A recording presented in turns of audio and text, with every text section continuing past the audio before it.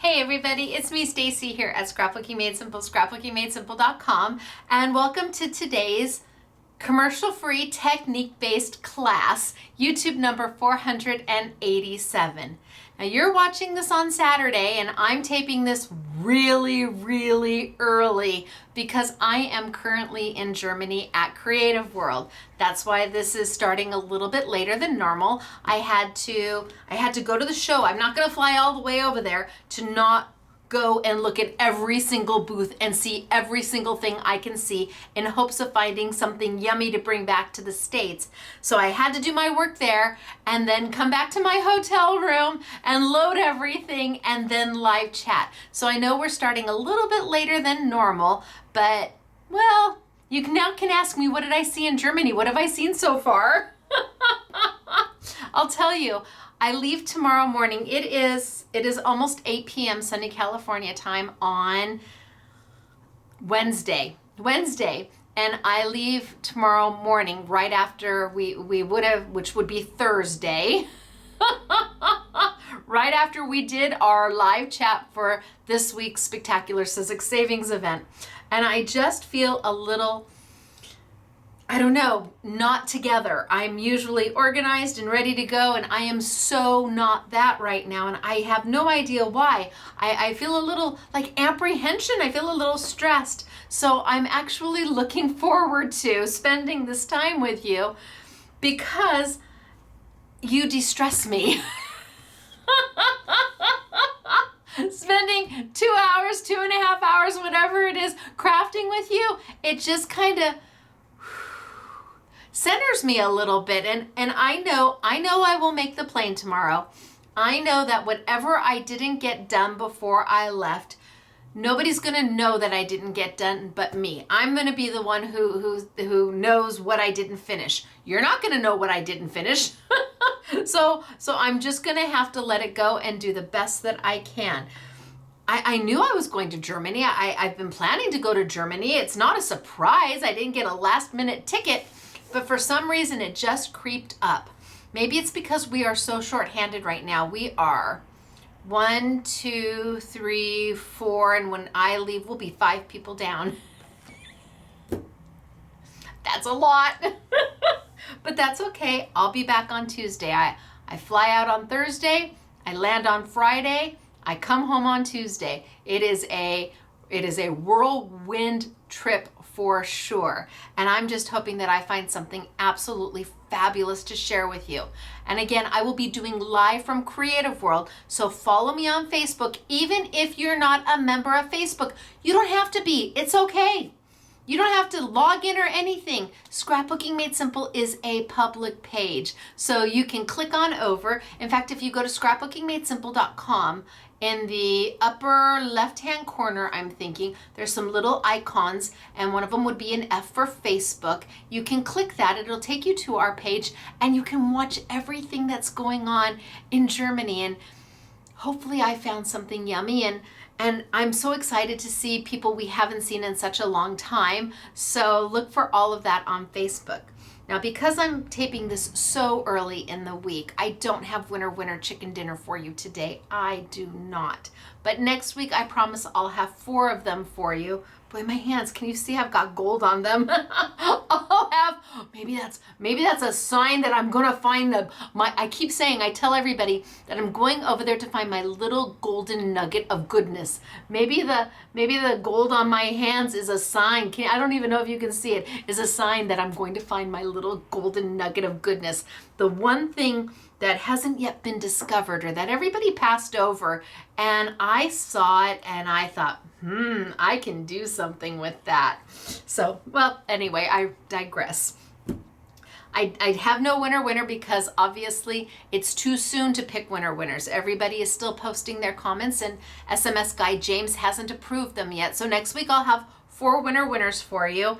And this week really is going to be a lot of technique. I'm going to show you something that maybe you weren't aware of before that you could do, and that you probably have in your crafty stash. And if not, it's relatively inexpensive to buy, but it takes black paper sirens, it takes black paper to a new level. We all have so much black paper, and the majority of us use it for matting, really, with that, or we do heat embossing with it. But there's so much more that can be done with it if we just know the little ins and outs and tips and tricks. So I'm hoping I'm going to show. See, I already feel more relaxed. Thank you. You guys really do just, whew.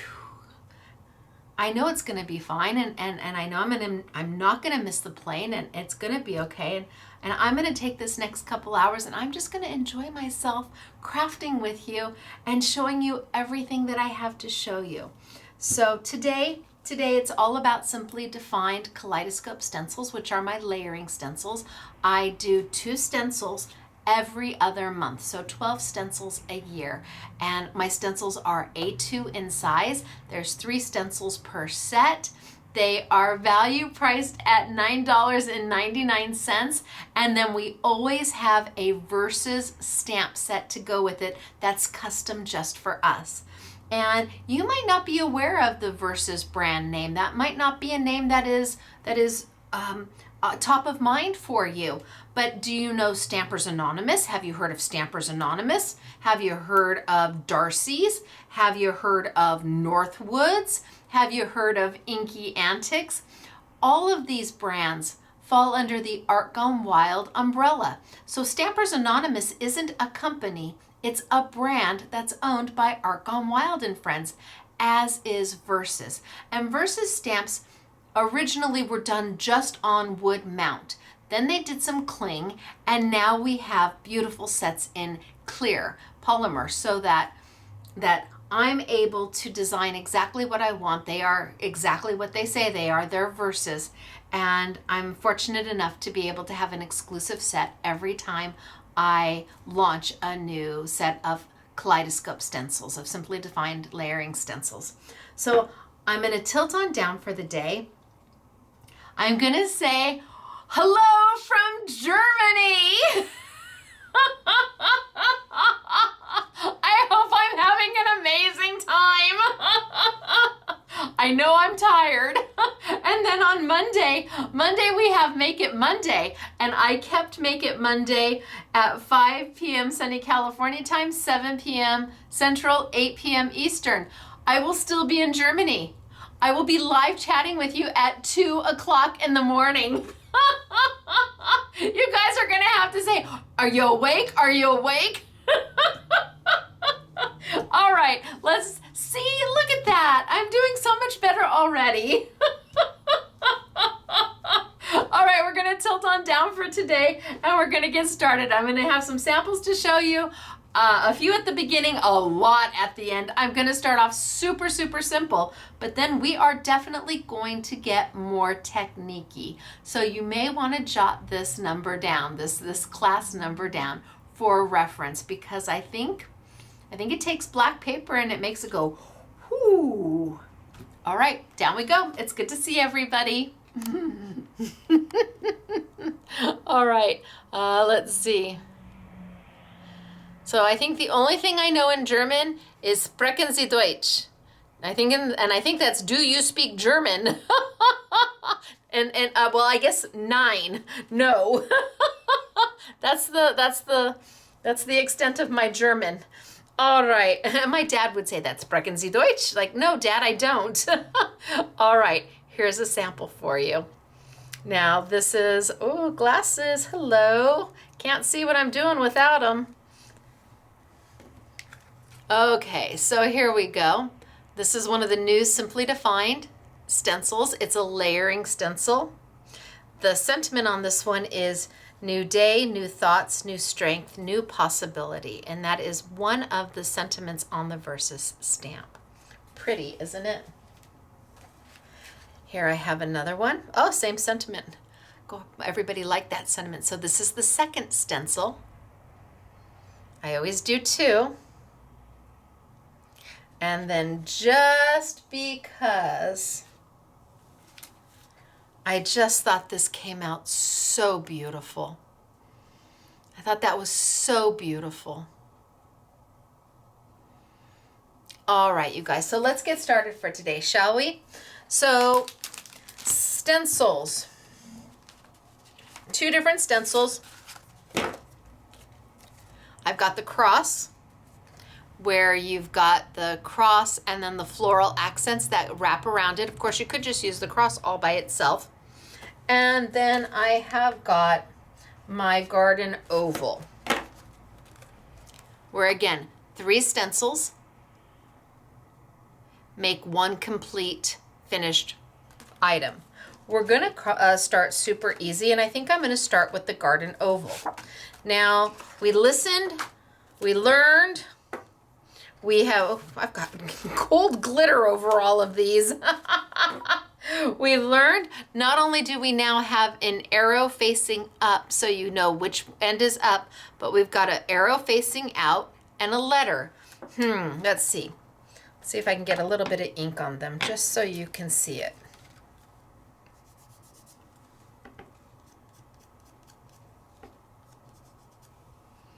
I don't know if you can see that. It's the A. There's an A and an arrow going out. And then there's an arrow here that tells me that that's the up. So there's an A, a B, and a C. Now you ask, why do you have tabs all around your stencils? That's because I need it to be a little easier to tape things down. In fact, where is my washi tape? Hello, washi tape. I need them to be a little easier to tape down. Sometimes stencils don't give you enough room around the outside. So after my very first stencil, the very first one I did, I said, I can't, I need to be able to figure out how to get these down. So we started adding little tabs around them. Not only do I use them to tape the stencil down in place so that you've got room, but I also use them as registration marks, and you will see what I mean. Now, because the stencils are lettered, you've got A, B, C, you know exactly which way to put them in order. However, I will tell you, these are more of a, they're as much a mask than it is a stencil. Each stencil then acts as a mask for the next one down. That way, if I put all 3 of them together, you don't see anything. It's a solid piece because it's masking and stenciling at the same time. That means that I could just use these 2 together. I don't have to use the top one if I don't want to. I can use those 2 together, and you can sort the order that you do want to stencil them in. We've given you the A, B, the C as the most common way to do it, but it is not the only way to do it. And because you're crafty and you're a crafter, you're going to do it any way that makes your heart happy. Now, I'm going to grab some white paper. And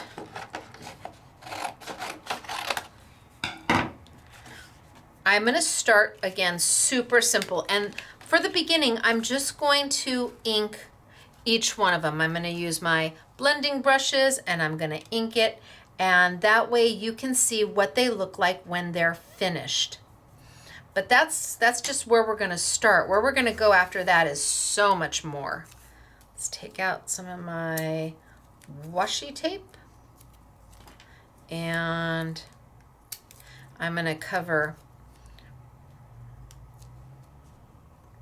1. Do not stick to my ink. There we go. I'm going to cover 2. I'm going to go in the opposite direction and cover 3, and then I'm going to cover the bottom 4.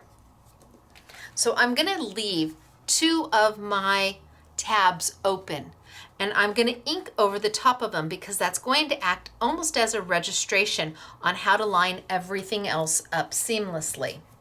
Now I'm going to be using my Aussie Andrew Couture Creations blending brushes, and I have to decide what color do I want in my back. What color do I want? Maybe I can do a soft pink. How about a soft pink? I've got a blending brush here, and this is again Aussie Andrews blending brushes, has come with the little hats. I love the little hats. People will ask, well, how do you store your blending brushes? Well, I store them in the hat, and that way they don't get damaged. Isn't that nice? And I want to say on sale, they're about $4 each, which I think is a fine price, especially because you get the little hat. Now I'm going to take this piece of paper here and just use this as my, kind of dab my color off a little bit.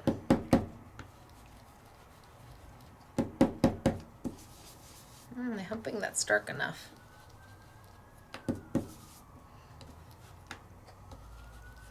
All right, so I'm just going to come in here and I'm just going to put some of my color down. Now my design goes this way. Can you see my design goes this way? So that's the way I'm going to go when I am blending it. I don't want to go down because I don't want to accidentally perhaps grab part of that stencil and lift it up. So because I have image or parts of my stencil that are not connected to another piece of plastic, I'm going to go ahead.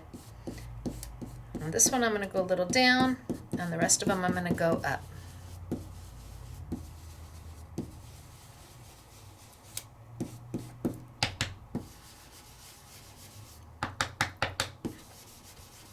And then for the rest of it, I can just come right around.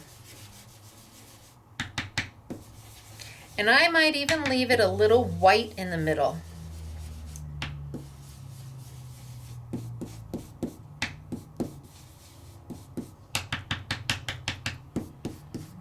All right. So remember I talked to you about these two tabs. I'm going to take my ink and I'm going to go right over the top of them, and I'm going to take my ink and go right over the top of them. And that way when I lift my stencil, those are going to act as registration marks. Now I could go a little darker, maybe I'm afraid of the raspberry jam, but you know what? No guts, no glory. We are on white paper, and this is just white paper. It says 80-pound white paper. So if I don't like it, I'm not going to cry. I'm just going to turn it over. But I'm going to add a little bit of darker pink, maybe just around the edges.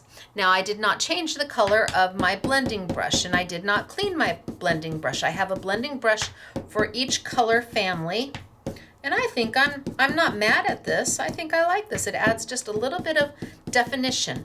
So I'm just going around the outside, almost like you were distressing it. Just around the outside to add a little bit more definition. So when I pull up my stencil, you've got a little bit of a darker edge, softer in the middle.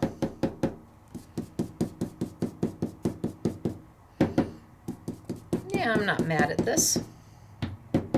And you can see I'm taking off as much ink as I'm putting on.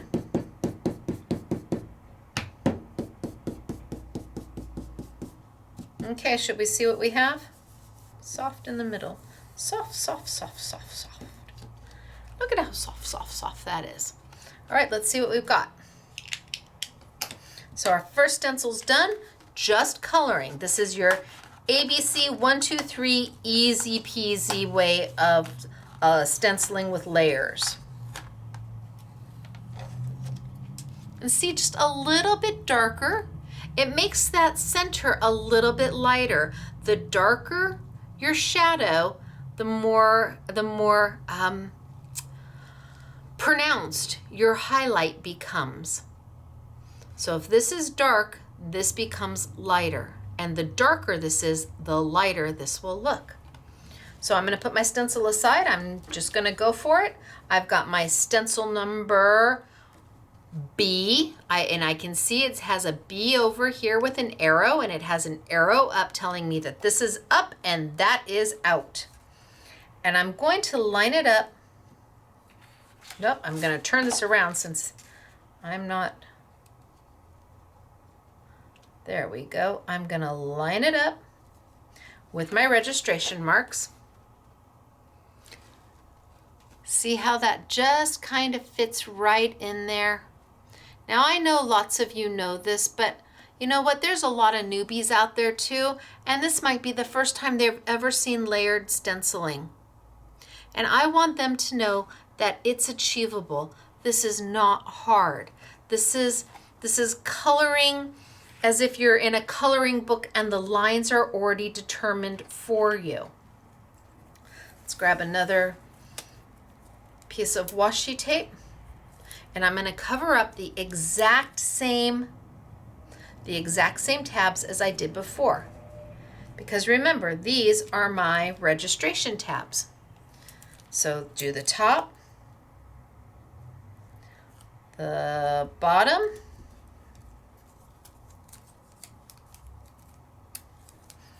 side, and side. Now we have to decide, oh, that's a big piece. What color do we want? What color do we want for our flowers? Well, I used pink with a little bit of raspberry. I wonder what orchid would look like.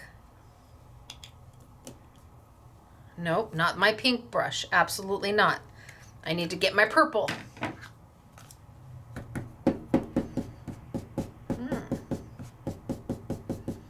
Okay, that's not bad. What about my orange?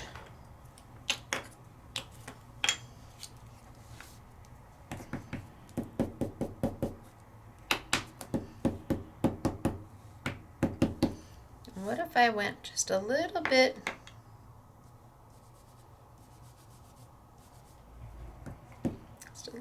orange?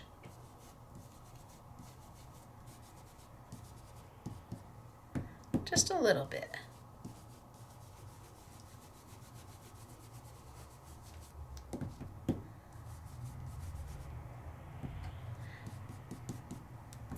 Now, again, this is just white paper, so I may get done with this and say, yeah, no, I'm not crazy about it, but I'm also going to finish it. I'm a girl who says you can't put it in the trash until you've finished it. You need to finish and then step back, go get a cup of coffee, get a cup of tea, put some orange here, put some orange there, just to highlight out my tabs. Give your creation, give your art the opportunity to speak to you. If you are judging it before it has the chance to say, look at what I've become, look at what I've become. If I were to judge it too soon, then you're taking away all of the beauty that it could have been. What you see and what somebody else sees are two totally different things. And most often, when you come back after looking at your piece, all of a sudden, maybe it looks a little better than you thought it did. But sometimes we are so quick to judge what we do that we don't really give it the opportunity to speak to us and say, look at what I've become.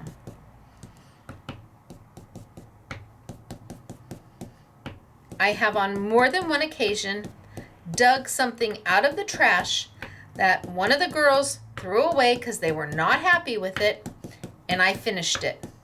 And they're like, well, where did you get that? It's like, that's the piece you threw away in the trash.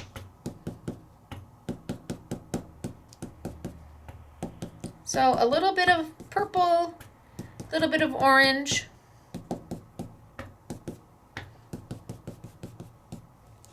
Maybe just a little bit of, it's an odd color combination, but I like odd.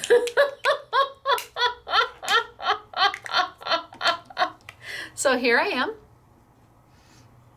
And now let's take off our mask.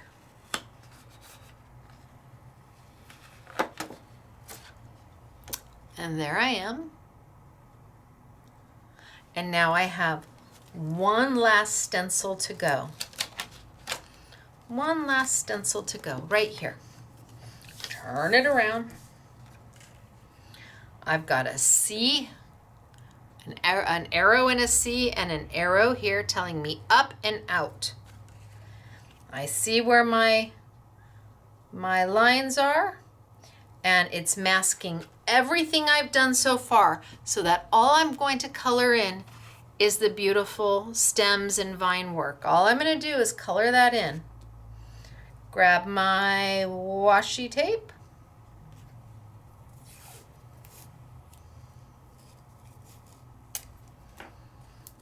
And wash, rinse, and repeat. So over the top,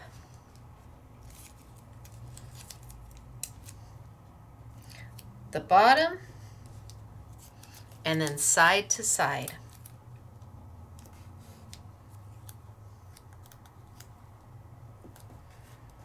And let's grab my green.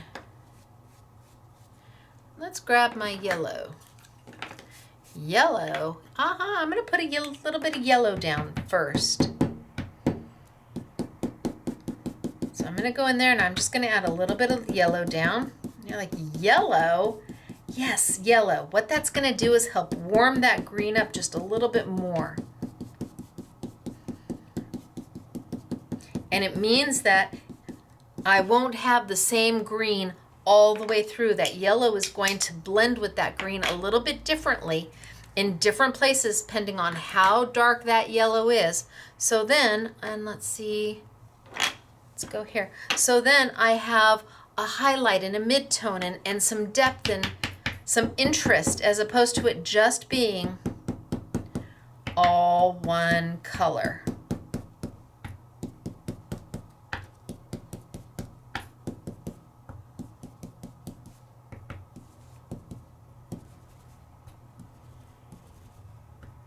And I can go darker in some places and almost nothing in others.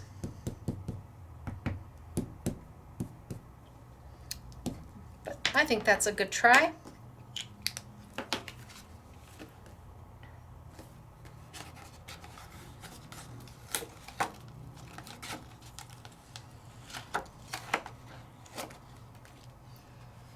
And just like that, I'm done. Now I can take my scissors and I can cut right along the edge.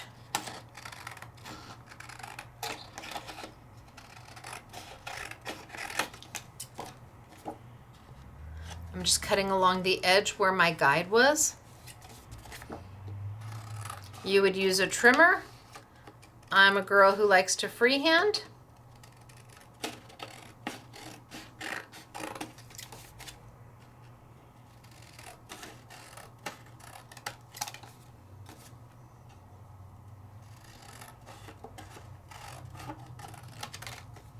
And I'm ready to mat and mount. Easy, right?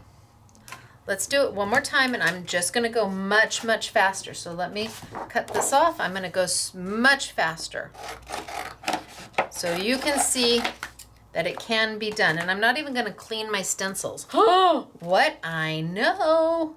So my first stencil.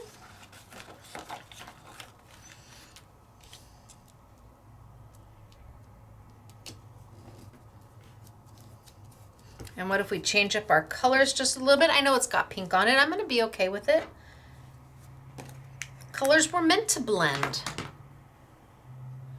How about Tide Pool? Colors were meant to be unique. That's why Crayola made so many of them. That's why Crayola made that wonderful little invention where you could take all the little pieces of your crayons and melt them into something else and make your own color. I love that little melting pot. It would, I had one. Well, mine was really, I think mine was more of a first go round on those things. But I did take all my little crayons, all the little bits and pieces, and melt them in and make something new.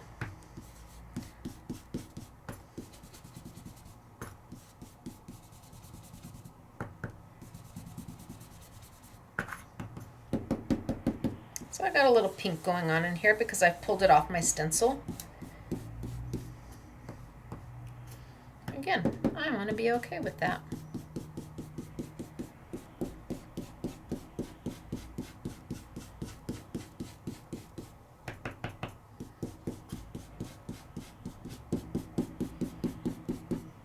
I'm just getting it a little darker around the edges, and then I'm going to be done and move on.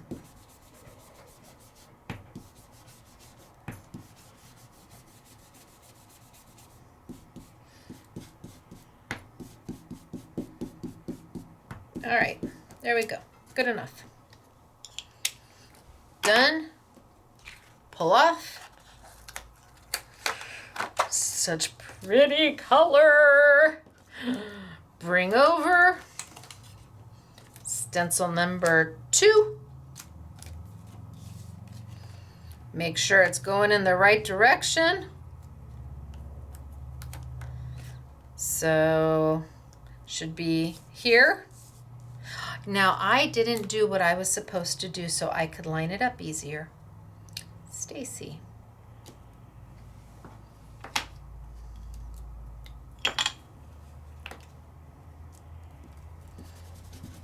Get some there.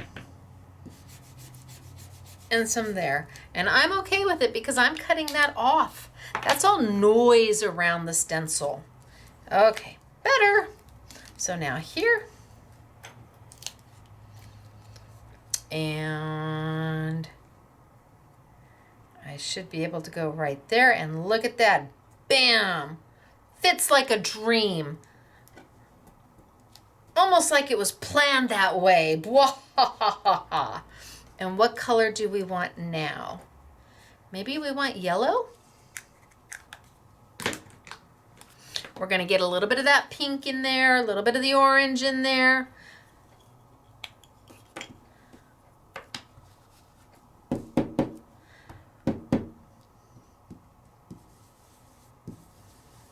And I'm just going to let those colors blend into what they blend into.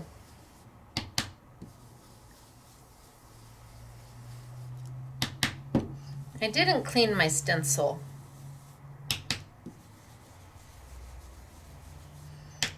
And the next time I use it, it'll have that yellow on it, and that yellow will blend into something else. Can I clean it? Yes. Baby wipe. Easy peasy. Baby wipe. Okay, done. Off. And my last stencil.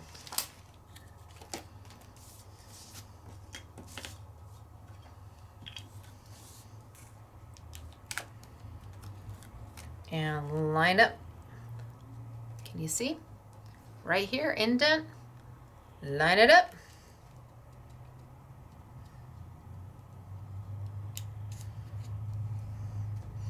And I just want to make sure I don't have any color showing. All I want to be able to see is white.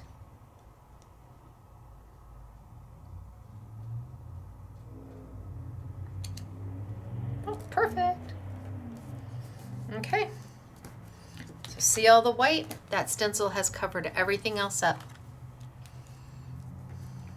And let's go with my green. And maybe we'll use a little bit of lime green this time.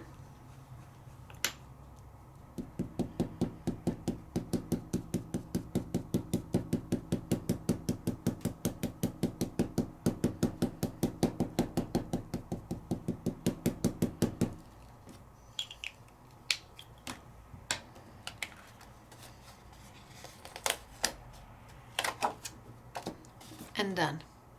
So in no time at all, with no talent, you can't hurt it. You can't make a mess. You can't make mud. And if you're new to crafting, this is an easy way to be able to just make something beautiful and fast and feel like you are accomplished, because you are.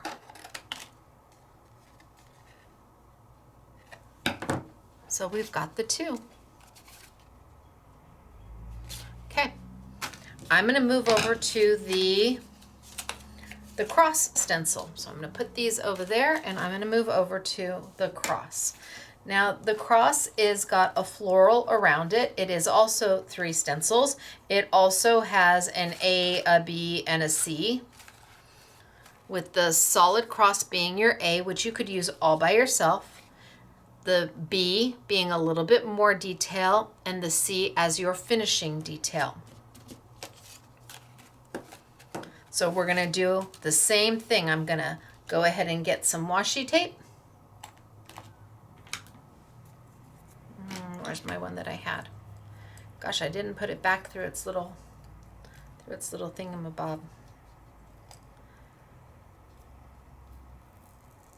That was my mistake.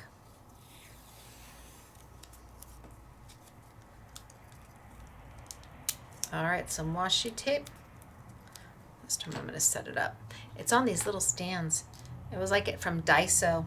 Customer sent them to us, and then another customer brought some in that the girls claimed for downstairs. They're like little tape dispensers. They're really awesome. I use these because they fit right on my little craft space, which is little. Mr. SMS's office, he really relegates me down to a little craft space. But if you have a Daiso, I believe that's what it's called, a Daiso store, that's where they got them from. So one on the top, one on the bottom,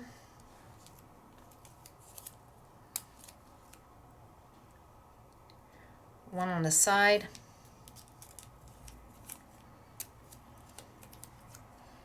and one on the side. Now, you have options here. You can leave the cross white. You can. The way to do that is to not color the cross at all. So I'm gonna color one, and then I'm gonna do one as just a white cross so you can see how to do that. And then we're gonna move on to the next thing. What color do I want to make my cross? Maybe that blue. That was real pretty, right?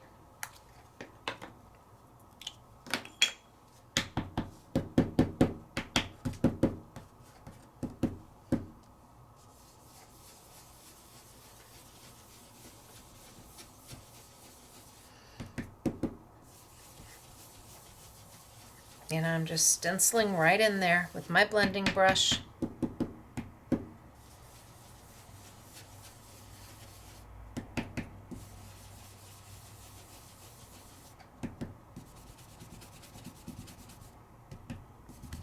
Maybe I want to do the ends just a little bit darker.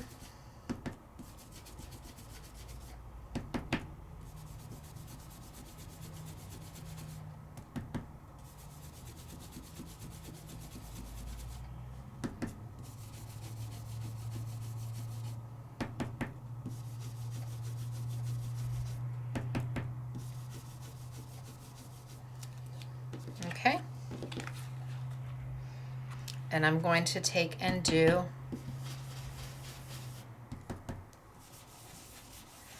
my guides. So there, blue, done. Green, done. Yellow, done.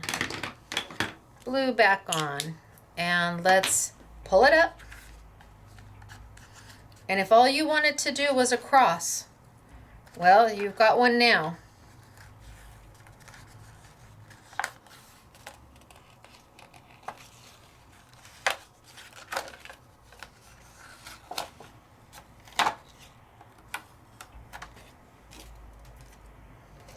Get back on there.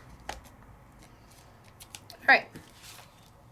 So if that's all you needed was a cross, and then you wanted to stamp something, you've got a beautiful cross ready to go. Easy peasy. Then we're going to move to our next layer. And line them up, and what you're going to notice is that the stencil is going to act every bit as much of a mask as it is a stencil, because it is covering up every bit of blue of that cross. You shouldn't be able to see any of that blue with that cross. should cover the entire thing up, masking what we just did so that we don't blend our colors. We don't want to take that blue and blend it with something else. We want it to be as beautiful as it is right now.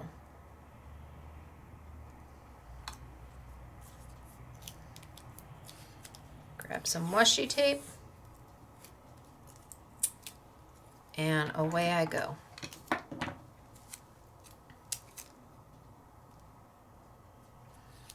Top,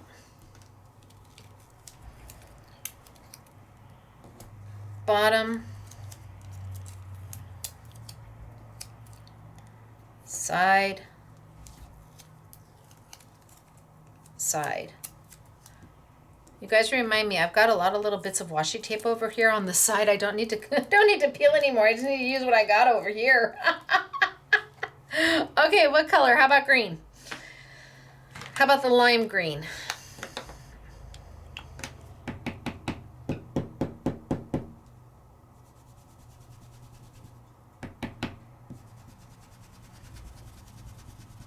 And I'm going to go over the whole thing with the lime green.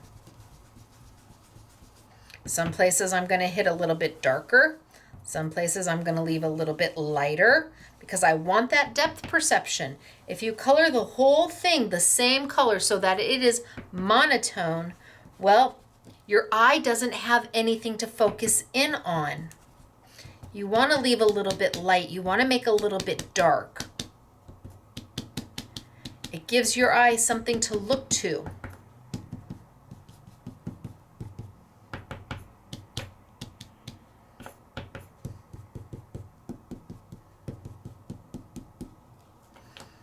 Okay, so I went in, you can see I made some of them a little darker, some of them a little lighter.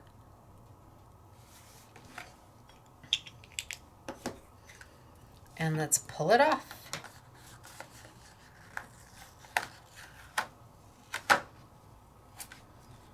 And there we are.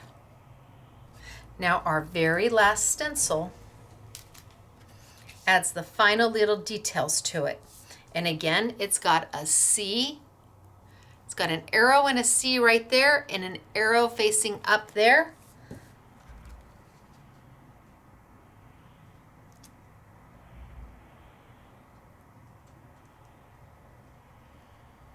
And I line it up, and yes, I'm going to get the washi tape I told you just to remind me about.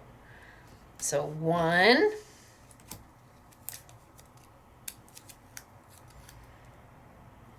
2, oh, I don't want it that high up. I don't want it to cover up my little guy there. 2, 3,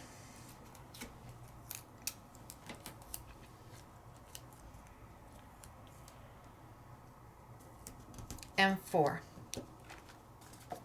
And again, you'll see that this is acting as a mask and it's covering up all the blue and the green we just did. And the only thing you should be able to see through is the white.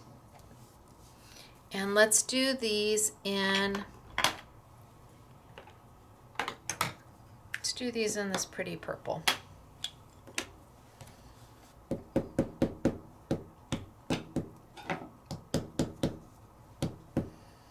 And I'm just going to go in there and I'm going to do the same thing. Some of them are going to be a little bit lighter. Some of them are going to be a little bit darker.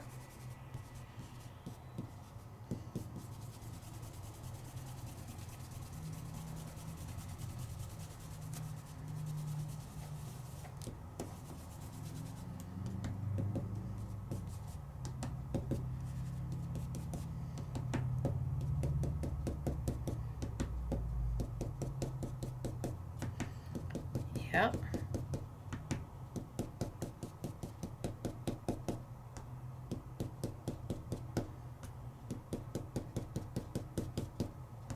I'm just adding a little bit of darkness to some of them.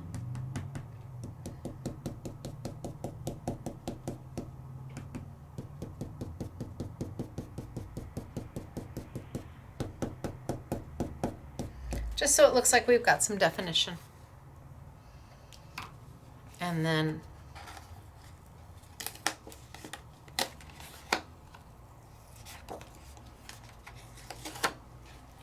off we go.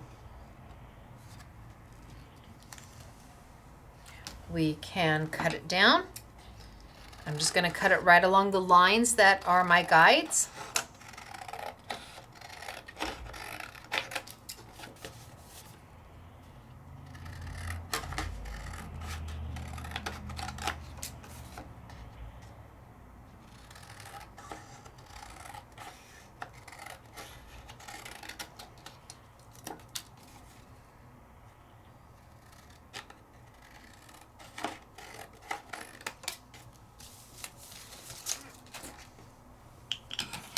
And then I can mat them. Now, I kept out the Muted Opulent collection. So this is Muted, it's called the Muted collection. It's opulent paper. It's by Sizzix. There's 1, 2, 3, 4, 5, 6 colors. There's gosh, how many per sheet is it? Oh, 6. So you get 10 of each sheet. Each one of them is a specialty. So the top one is kind of this pearlized pink. And then there's a glitter pink and a pearlized blue and a glitter, it's almost like a green, and a dark blue. So I brought out the gold and the silver too. I thought it would be kind of nice to play with these. I'm wondering if this color is going to be too off. It's too far away. Yeah, I think that's too far away for this. I wonder about that green glitter. Maybe that would work. Well,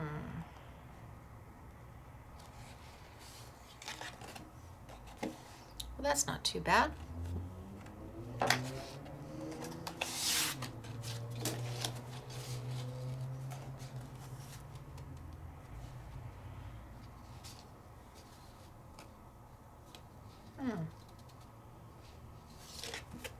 With the blue, the dark blue, almost like a black.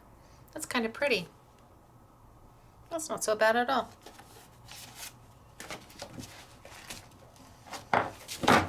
So like I said, I brought out the silver and the gold. They're all opulent. It's all Sizzix. And let's just hit, ooh. Hello, where are you? There you are. I'm just going to tape this down super quick. So the 3 that I have done are matted. And then I'm going to do this in I'm going to do the cross as just a white cross.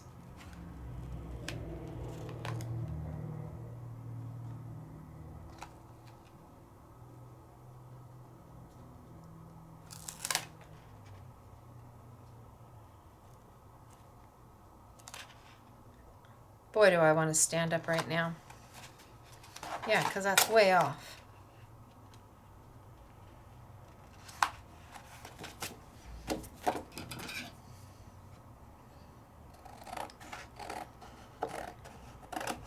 We'll fix it.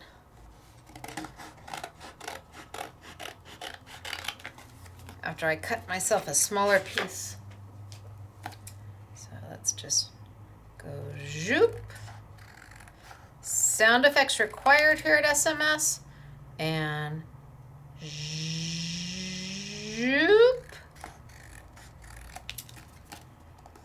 So opulent paper is a really beautiful paper. If you don't own any of it, they have gold, a pack of silver, a pack of muted, a pack of rose gold. It's just lovely and goes a long way. All of them are specialty sheets, and gosh, I mean, you just can't go wrong with it. Yeah, that's not perfect. All right, well, I'm going to come back to this then, because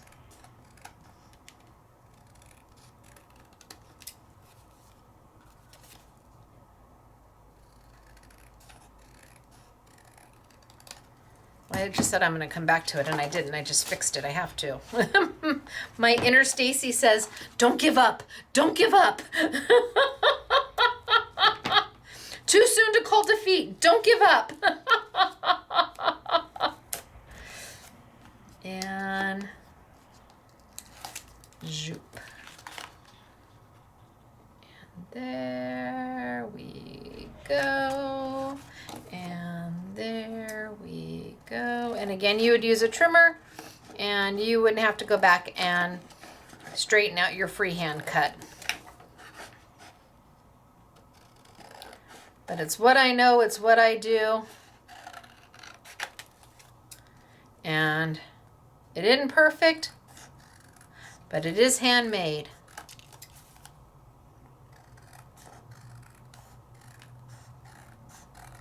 All right, I'm gonna live with that.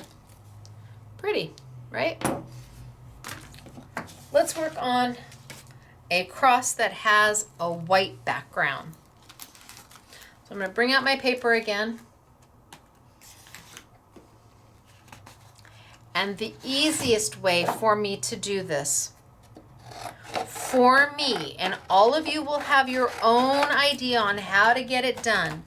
For me, the easiest way is to take the main cross and put it down. I'm not going to color any of it. What I am going to do, because my purple's right here, I'm going to do that. And I'm going to do that. And I'm going to call it done. Why did I do that? It just means lining up my next ones just makes it a little easier for me. Everybody's going to have their own way of doing it. Some people are going to say, well, you didn't even need to put that down. But for me, I'm just so accustomed to fitting it in. And fitting it in that it makes my heart happy. And let's do, how about moss green this time? And where's my purple lid? Purple lid, hello purple lid, thank you very much. Let's do my moss green this time. And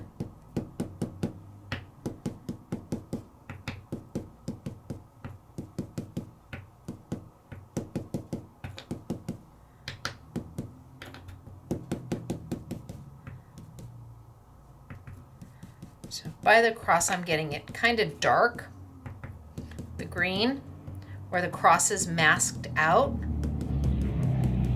It's kind of where I want my darkest color because that's going to make that white of the cross absolutely pop. And then I can kind of fan my color out for the rest of it.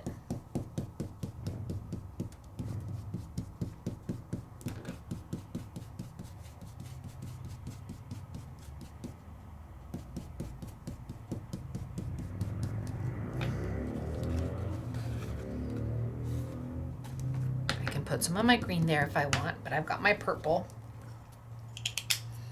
And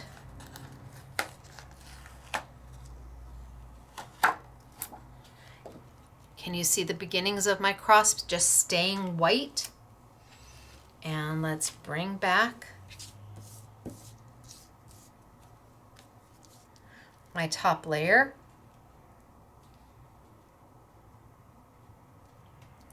Which I can line up.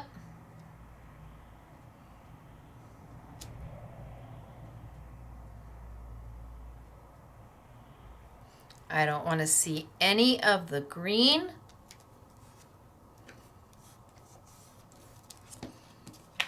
And I don't. And we did orchid last time, right? I don't know if we did orchid. Did we do orchid? Or did we do grape jelly? Anybody?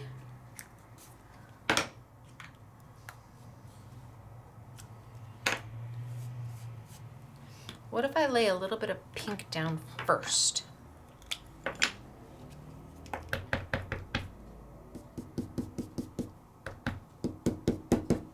I didn't clean my stencil, so I'm kind of spouncing that pink in.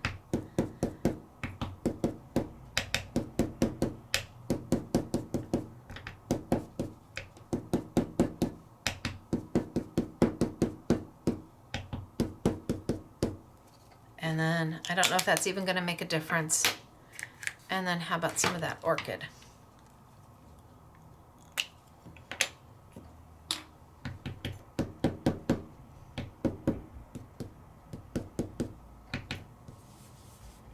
So I kind of want it really dark along the edges of the cross because that's going to help define that cross out. And then really soft.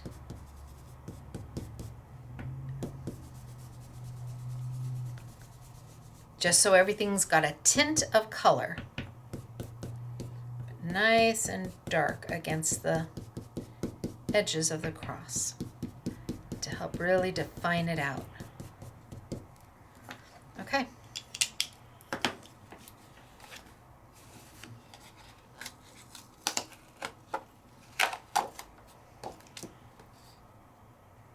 So if you want to keep the white cross white, you can. Any color that you're using underneath, if you're using a colored piece of paper and you want to keep the cross that same color, just don't do it. You can do the cross by itself. You don't have to do the cross at all. It's really up to you. The nice thing is you've got options. When you've got layering stencils, that's what you have is options. And our goal here is to try to keep them as affordable as we can. So I do 3 A2 layering stencils for $9.99. And they're full-size stencils. So that's kind of important. It kind of hurts my heart a little bit when I see stencils that are this big and literally have 2 little holes for you to stencil. It's like, couldn't you put those over there and then something over here and we'll just mask it? Studio Light is awesome at that. They make a great stencil that you can layer. It's one stencil and it's so affordable. You just have to be willing to get some Post-it notes. In fact, we have those coming up next month. I think the order arrived last week. I had to buy them early because if not, they sell out. All right, so now you've got a cross that is just white. Ready to move on? So far, I want to do this one in the blue. Don't you think that this would be beautiful? Backed in that blue? Oh, with gold? I'm dying to do that. I'm just dying to, because look at the color of that. Oh my gosh, yum. All right, so now we've done basic, simple, easy.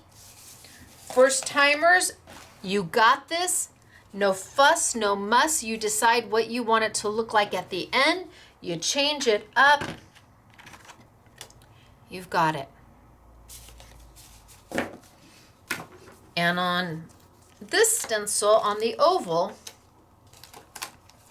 just know that, let's grab a piece of white paper, that if you just wanted to use this piece, what if I did this? So I'm not starting with the oval silhouette. I'm not starting with that. I'm starting with just the floral. And since I've got yellow on there, let's just go with the yellow. Purple, purple. Yellow, yellow. Yellow, yellow. I've got my bee to the outside there. Gosh, I can't even line it up over there. We're just going to go for it. So what if I just do this?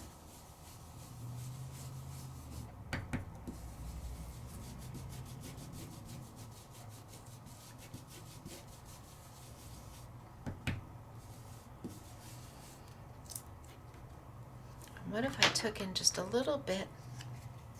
No, a little bit of this.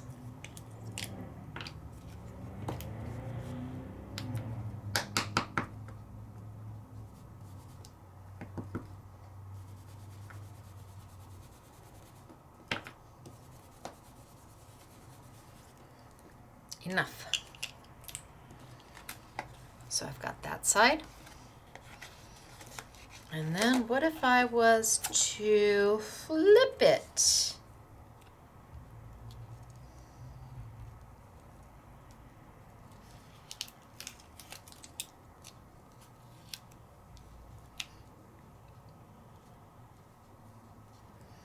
And put it down. Is that where I want it? Do I want it a little bit more over? Where are my guides? I think right there is good. Flip it, because the stencil does have two sides. It's like paper. If you want the reverse image, you just flip the stencil over. Not gonna hurt it. And then yellow.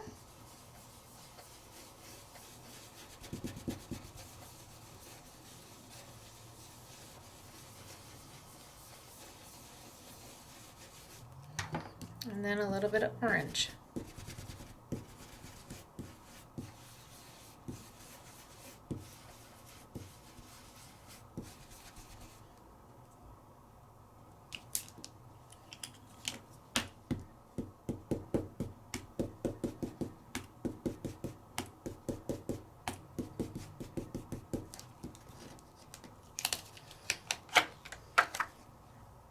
That depth side's definitely darker.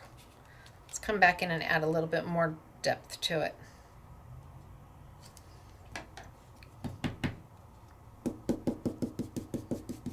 Yellow.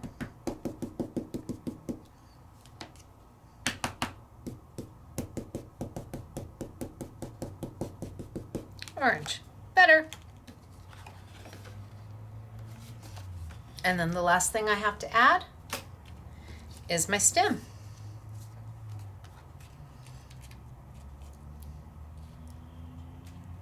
And I can line it right up there.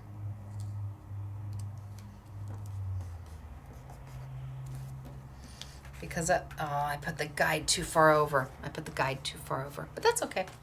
We're gonna go for it anyway. And some green.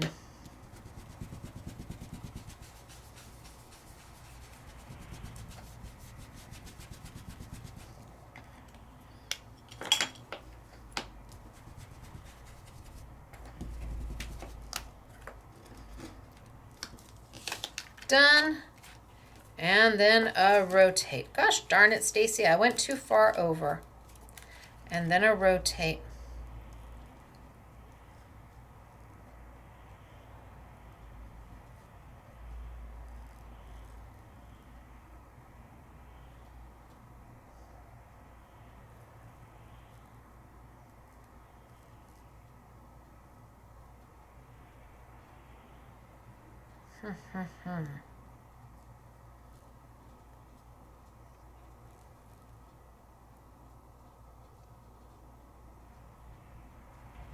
That should go there.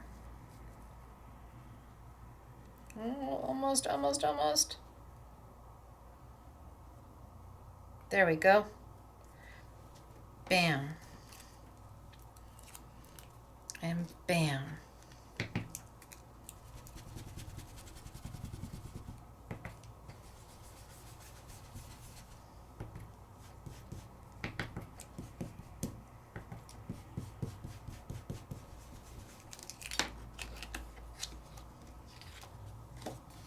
And had I not done that, it would have been perfect.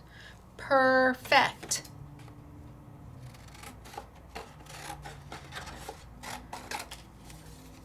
Maybe somebody can fussy cut it out. Zoop, zoop, zoop all the way around. But I didn't use the oval at all. I could have just used that along the top. Options aplenty. Time to move on. So now we're going to get into black paper if you are still with me. But I wanted to show you, gosh, that really bothers me. No, move along, Stacy. Weren't you proud of me? I just put it down. That was big for me. I just set it aside. But I shouldn't have done my guides. I should have had a wider piece of paper done. I shouldn't have done my guides, or I should have moved this closer in and had them crossing. But it looks good, right? I mean, you have options, right? Or I could have just had this going across the top of something with the sentiment down below. Really pretty. Okay, So, time to move on. Let's talk about black paper. We all own it, but how much do we use it? Really, how much do we use it?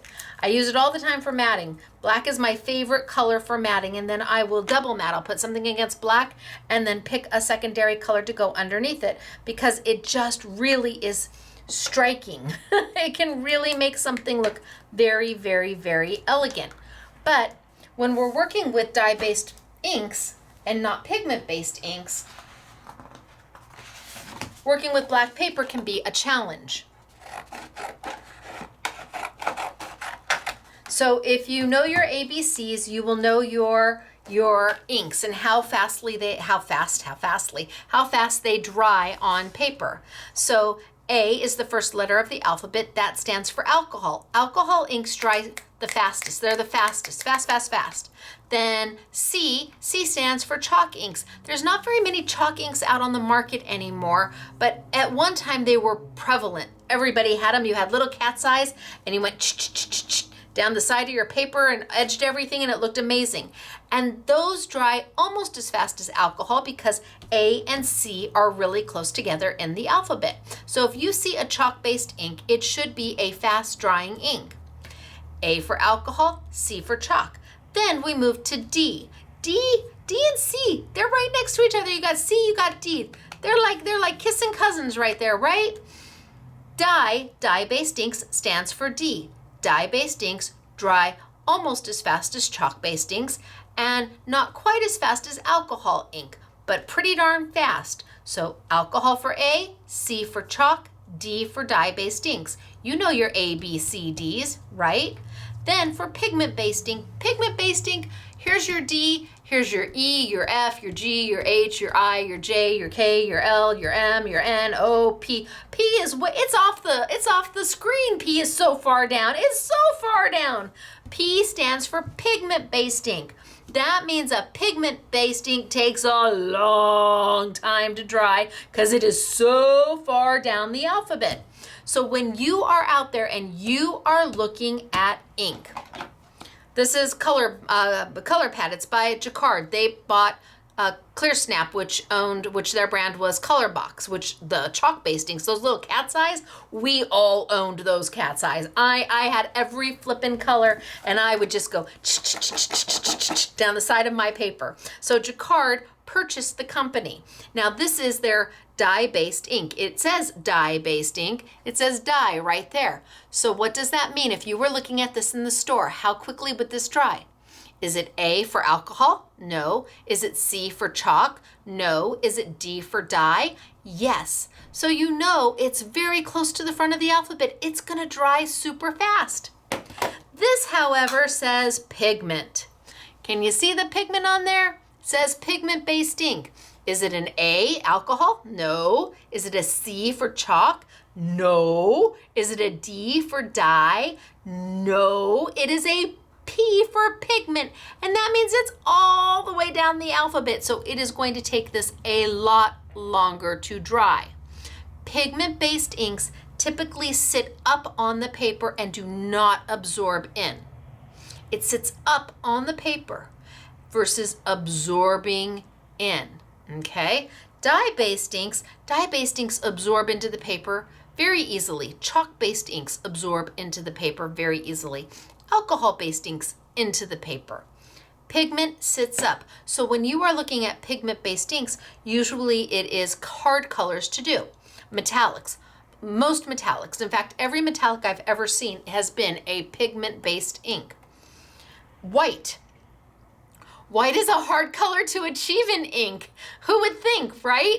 But white is a hard color. White can't seep into the paper because whatever color paper you're using will absorb that white and take that white away.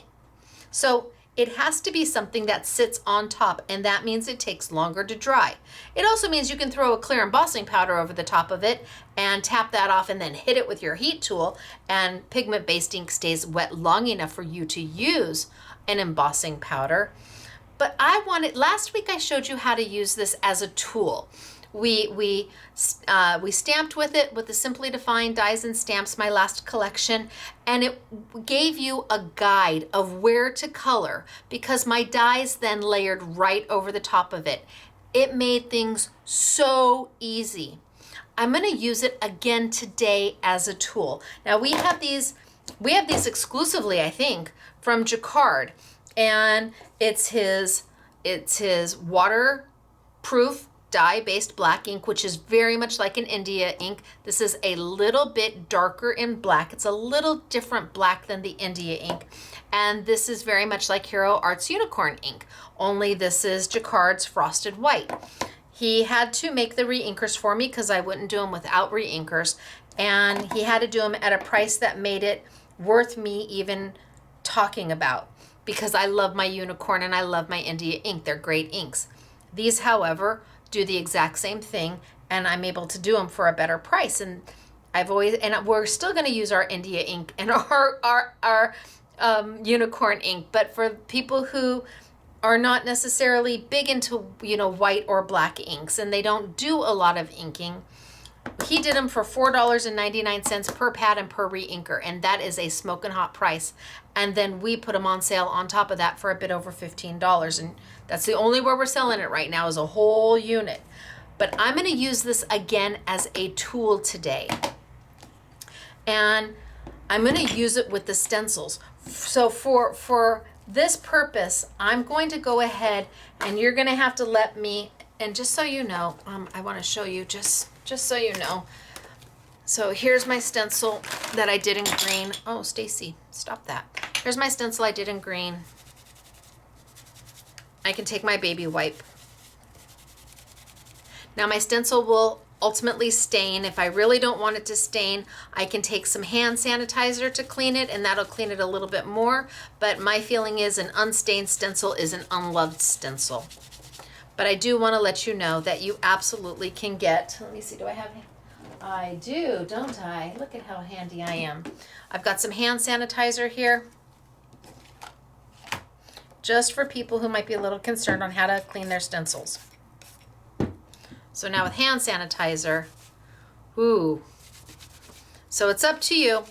Do you want it back to the way it was in the hand sanitizer? This is plastic, so it's not going to hurt the plastic. The hand sanitizer isn't going to cause you any harm at all. Any kind of an alcohol that you've got that's over 70% is going to clean your stencil up beautifully. So you choose baby wipe, hand sanitizer, but they do clean up without any problem. So back to my ink. So for this purpose, we're going to have to agree, because I don't have enough time to clean up after each use, that I'm going to keep one set of stencils for white and one set of stencils for color, because it will take me too long to get the white off to then color them, and then when I want to go back to white to take the color off, and then when I want to go back to color, take the white off. So if I were crafting at home and I had the time, I would just clean them in between. But for today you guys are going to let me go back and forth between the two of them, and I appreciate that. Thank you very much. Now I think I'm actually going to start with my oval, and I've got my paper, and I've got my A going out and my arrow going up, telling me that this is the direction I want it to go. And I need my washi tape because I'm starting all over again, and I did use all the extra washi tape that I had pulled off. And I'm going to do top. I'm going to do bottom. I'm going to do side and side. Now before I ink this, I'm going to pull over this piece of black paper, and I'm going to take and put some green on it. Do you see the green? See that green? Well, you can see that it's wet, but you can't actually see any color because that color is being absorbed into by the black. So what did I do? I did 3 colors. If I were on white paper,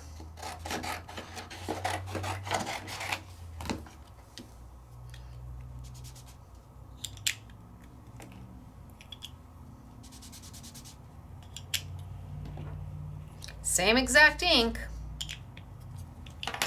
same colors, but the difference between white and black. That is what dye-based ink does. This absorbs into the paper. And when this color absorbed into the black obscured, it took away, it hid, because the black is darker. It absorbs the light, and so nothing can come from it. On white, they're beautiful. On black, you don't even see them. However, with a pigment-based ink, whether it be gold, white, silver, bronze,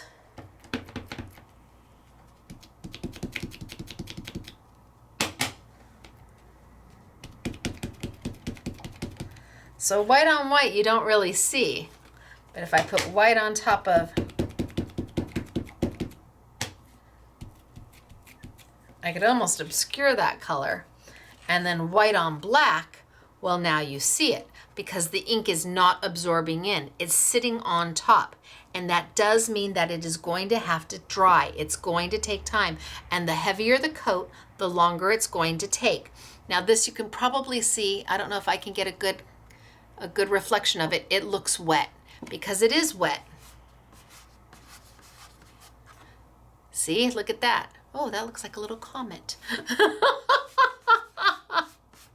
But in time, and not a lot of time, it dries. It does. And if you want to dry it faster, just hit it with your heat tool.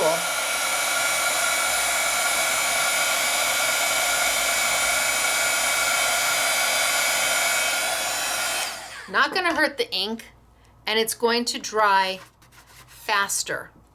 So you are going to have to let it dry. It's going to take a little bit of time, not forever, but it is going to take a little, oh yeah, see, I'm almost there. It is going to take a little bit of time. All right, let's put that over there. So now you see the difference between a dye and a pigment-based ink. So I'm gonna come into this with my pigment-based ink.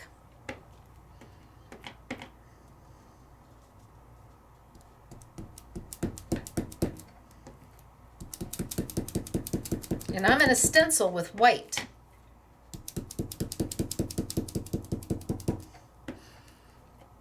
And you're like, well, you could just use white paper. I could, but then I wouldn't have a black background, would I? I want to use my black paper. And I am using a dauber because if I use a blending brush, which you can, and I have, and it's got a white tip around it, you need to know that it will eventually gunk it up a little bit. You might have to wash it. Okay, you can use a blending brush. I'm using a dauber because it's easier and because this is a lot easier to change than buying a new blending brush.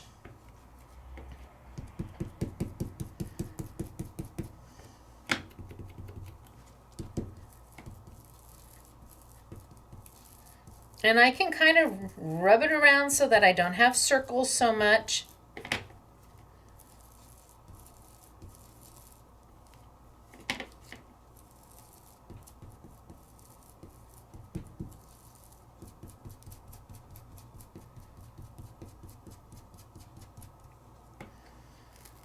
All right, I think I'm okay with that.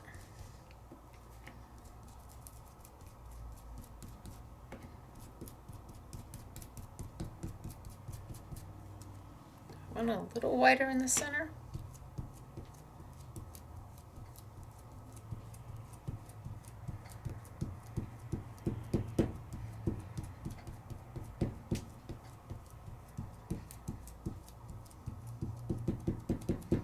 Okay, that's pretty good white on black.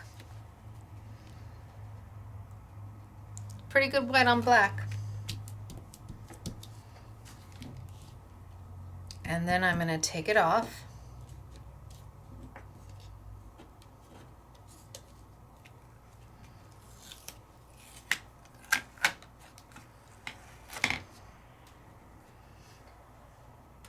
and I've got the beginnings. And you can see it's wet. And I can either choose to heat it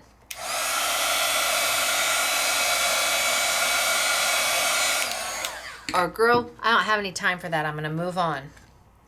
So right over the top of it, and I know it's, and I forgot to do my things. Stacy. I got so engrossed with making sure that I had my white the way I wanted my white that I forgot to do my sides. I need those. Just a little bit, just so I know where they are.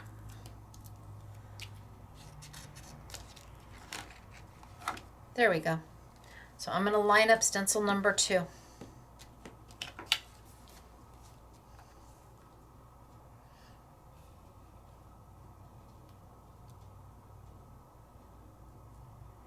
And I don't want to see any of that white, because this is acting as a mask and a stencil. That looks good.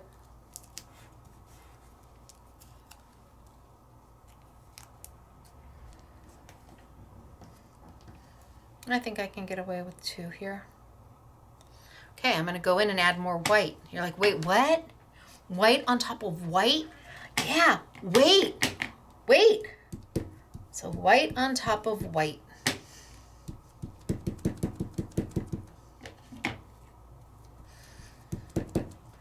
And really, I'm just trying to get a nice little coat down.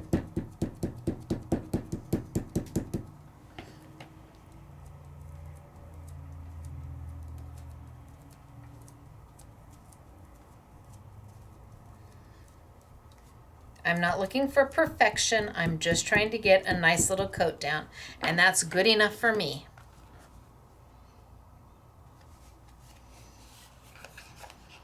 Okay, pull it up.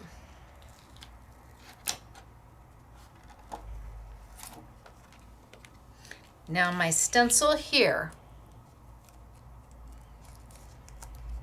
took a little bit of the white off the back, and you can see right up here, it kind of took, let me put this down.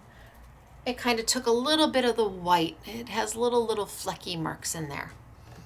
Okay, we're gonna fix that, no worries. Now my last stencil, and you're like, wait, white on white on white? Yes, I know, and I'm not gonna wait, I'm just gonna go.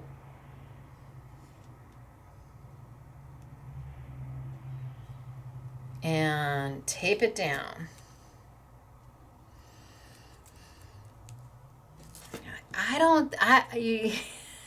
I'm not following. When you see it, you will see it. It's like one of those hidden images in the picture where you kind of have to squint your eyes and tilt your head and you know,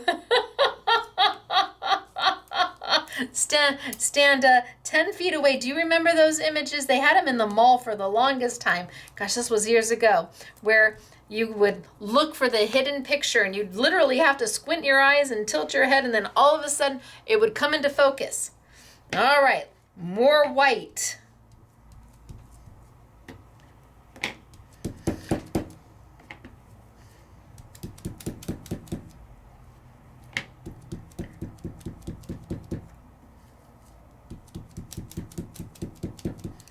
More white.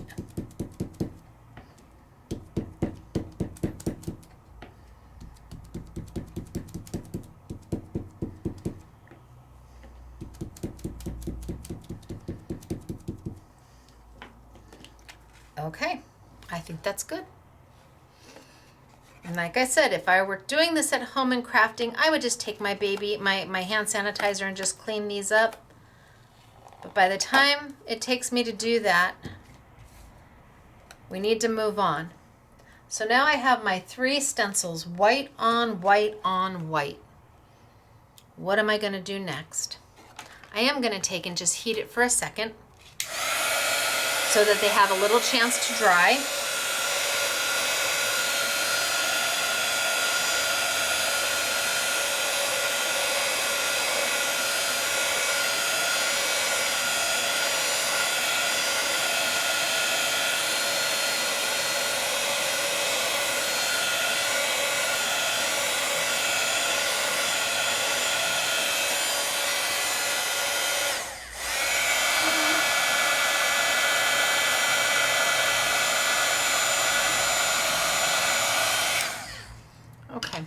see I was a little off because I can see some of my black coming through down here. I'm going to be okay with that. I'm going to grab my stencils again. This time I'm going to use color. So I've got my top stencil. First one, right down over the top. Now if I want to leave my circle, my oval white, then I skip this one in its entirety. Shall we do that? Let's leave it white. And then let's come in with my second stencil.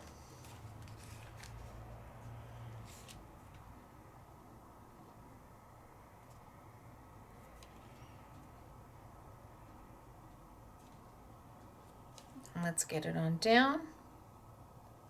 That looks pretty good. Again, I'm going for close, not perfection. Imperfect is the new perfect. You're crafting, you're creating, you're making art. You're not making a mass-produced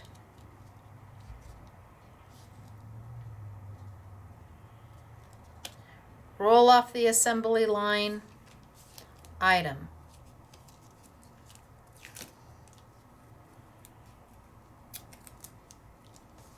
Have I got that pretty good? Well, let's just go. I see it looks like it's good on my two, so I'm going to be okay with it.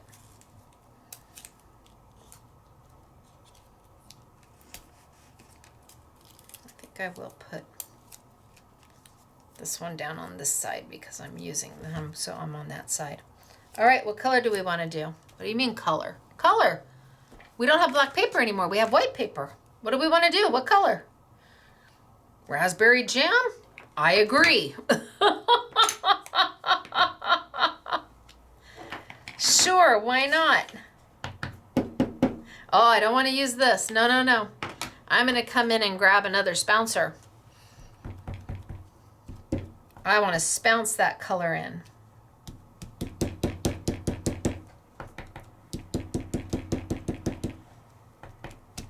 Remember how you couldn't see this color? Remember how you couldn't see this color on there? I see it now.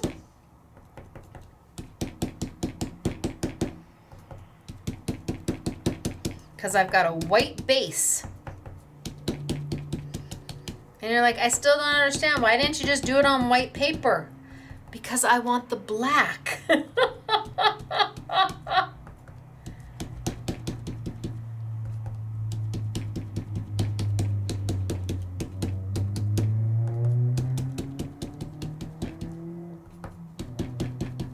Maybe we come in with just a little bit of,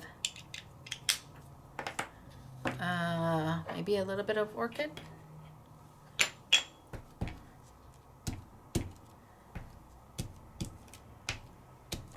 Just to change up some of the flowers.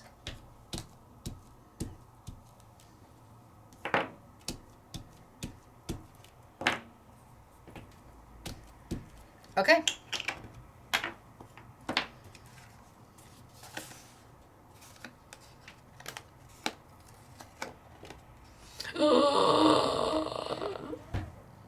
Okay, for me, it may not be the same for you, but for me, that's a moment.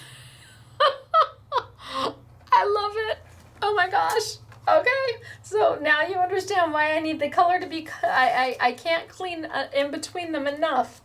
All right, now we've got our last one. We're not done. Gonna line it on up. And I really only want to see white.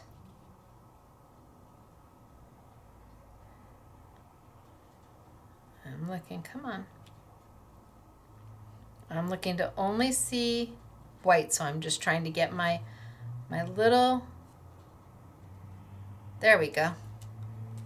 And I just moved it. Gosh darn it. Wait. Oh, move this one this way just a little bit. Okay. Whew. We've got our last stencil to do, our last of the 3 layers.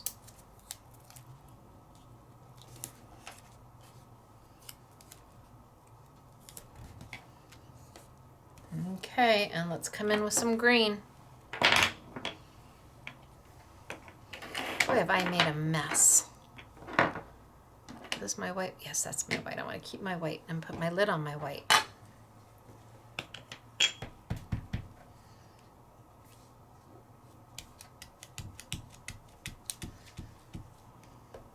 Again, I want to spounce. Spounce, bounce, bounce, bounce, bounce.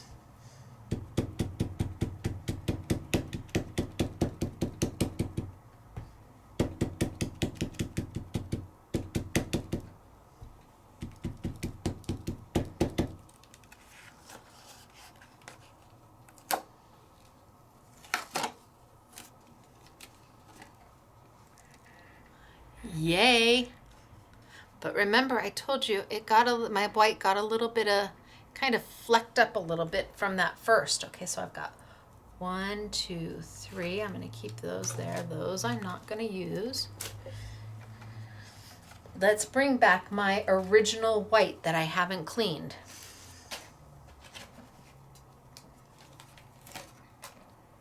And let's put it right back on top. It's going to act as a mask for every other color that I've just done.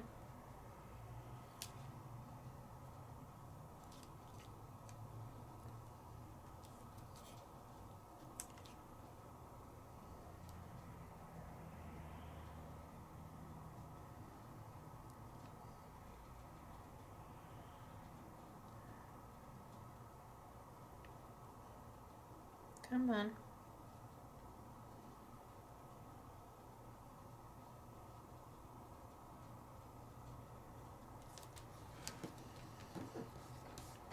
I'm going to grab my white, come back in, and just where it pulled up on that first one, I'm just going to add some more color back in, some more white. Just so you don't see where it pulled the flecks up. And I'm just going to do that.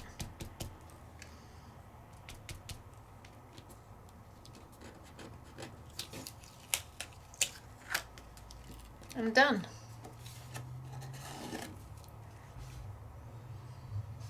And then if I'm not going to let it sit and dry for a little bit, if I want to, I can come in,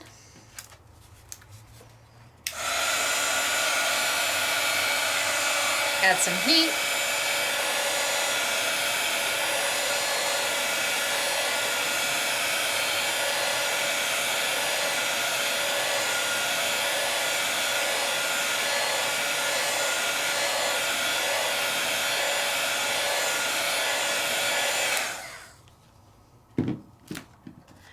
and trim it out.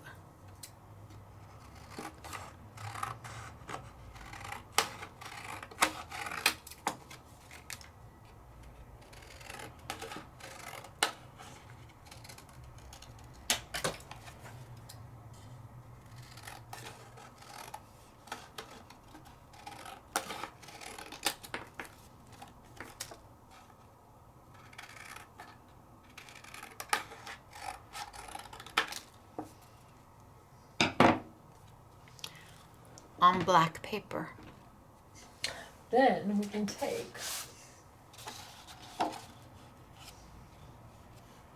our pretty colors and matte. Ooh, what if we liked the gold?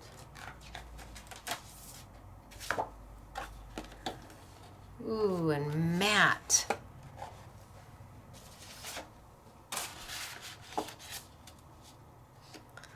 That's why I did it on black, because I'm trying to keep this as black. It's beautiful as white, but if you want to be able to do it on black, well, you've got to be able to change that black to a white. And then all of a sudden that color just pops. It just pops. Okay, let's do the cross. let's do the cross. And again, I'm going to use one set for white and one set for color, only because I don't want to take the time to clean them while I'm teaching. You do not need to have 2 sets.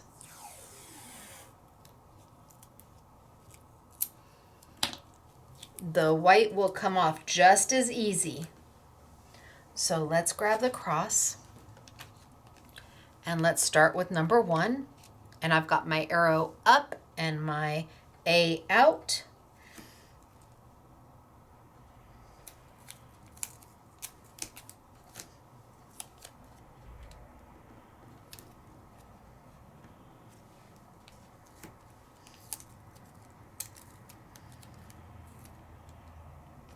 Remind me to do my tabs this time.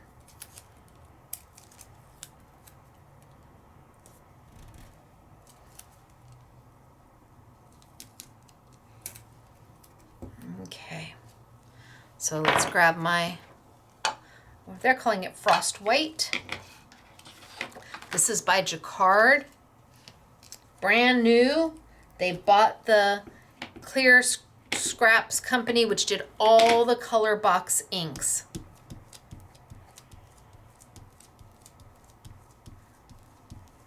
And I'm just going to bounce it in there. Do I need it to be exactly the same white everywhere? No, because, well, maybe I keep this one as white. Maybe I keep this one white the way I kept the other one white.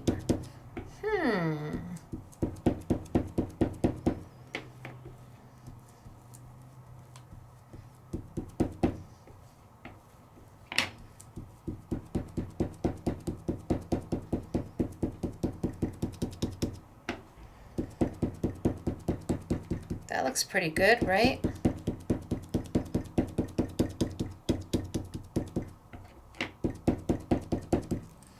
That white's pretty good. Look at that. Ooh-wee. Are we ready to take it off? Oh no, I didn't. See? Thank you for reminding me. All the way here in Germany, I heard you. Okay.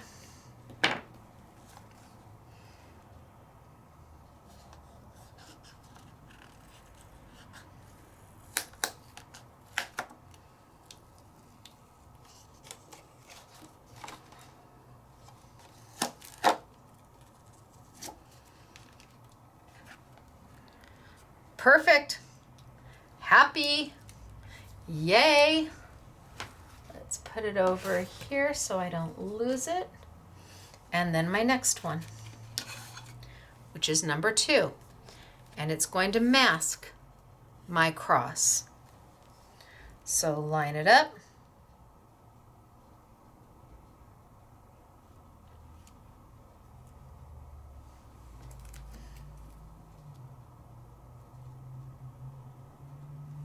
Tape it down.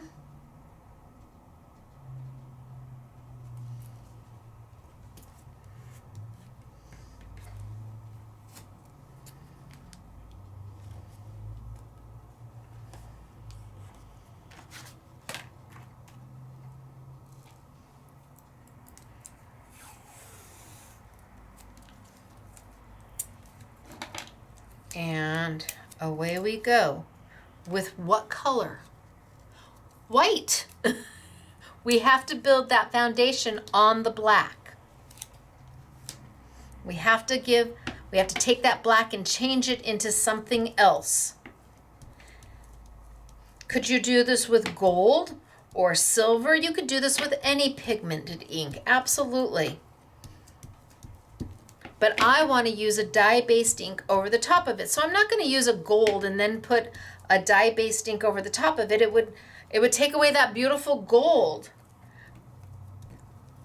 But I need that dye-based ink to have something to reflect the light from. And the only way to get that on black is to add a coat of some other color down, mainly white. And white is going to be a pigment ink. It's going to sit on top of this black. It's not going to absorb in. It's going to dry slowly, but it's going to allow you to then use your black paper more. If all you need is one pad of white and the re-inker, well, you got to get the black too, sorry. But if this then all of a sudden means you can use all your dye-based inks with black paper, yes, why wouldn't you? And you're saying, well, what if I were to heat emboss it?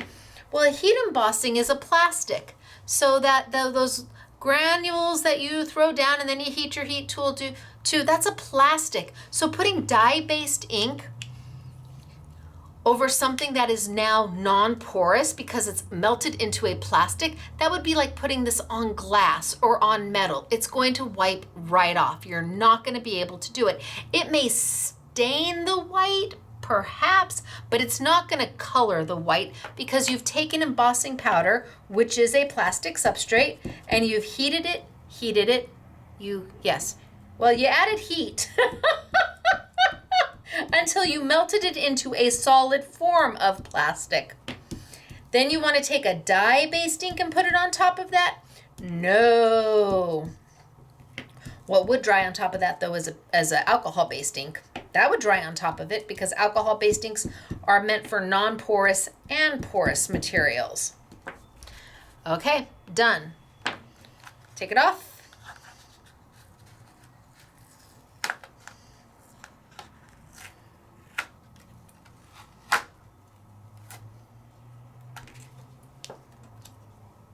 Again, I didn't allow any dry time in between.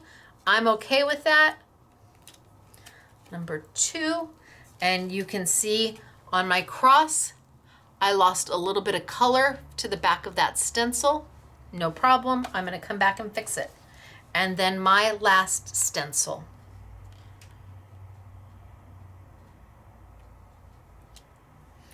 And what color am I gonna do this?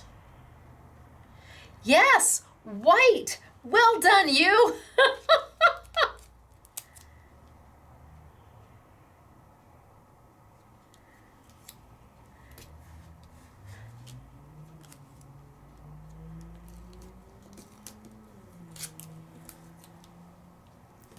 I think I'm going to be good there.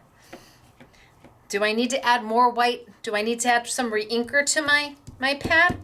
I might. Could I take the re-inker straight here? I could, but you know what? It then picks up almost too much. So for me, I'd rather just take it straight from my ink pad, and if I need to add some to my ink pad, I can.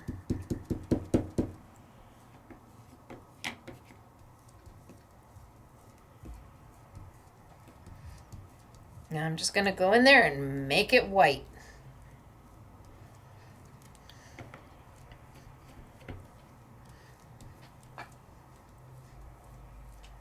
Could I do my coloring in between each layer? Do white, then color, then white, then color? I could, but I find this to be a little easier for me. Like I said, everybody's going to have their own technique of how they want to layer this and in what order they want to do it. I could do my white and then color the white and then do my next layer of white and then color the white. I just think it's easier to get all my white done and then go back and do all my color. Being that this is a hobby and a craft, you're going to find out the best way for you. All right, I think I'm okay with that.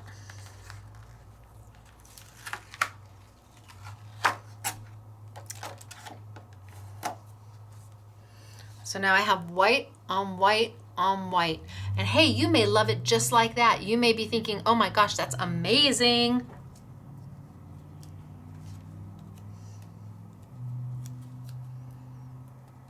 Let's go back in. And now I'm going to color, but I'm going to leave this one white. So I'm going to pick up my layer number 2. I'm going to get some washi tape ahead of time. You're like, what about all the other washi? Well, I'm still using those stencils, so I don't want to pull the washi tape off of them since I'm still using them. Layer it over the top. It's going to mask everything but my leaves.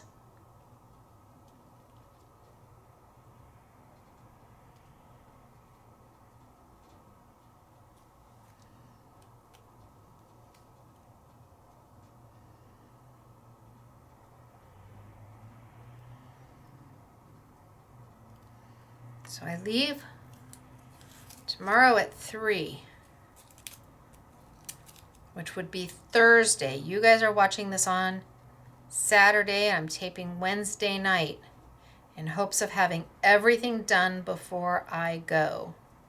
I'll be in tomorrow at, well, not tomorrow for you, tomorrow for me. I'll be in to do our Thursday live chat with Sizzix, only a little bit earlier than normal. The next time you guys will see me will be Monday for our Make It Monday event, which will be 2 o'clock in the morning in Germany, but 5 p.m. sunny California time. I thought, why change it? Let's just go for it, right? We'll see. All right. So, I'm done with my white. Let's grab a green. Let's go lime green. Did we do lime green?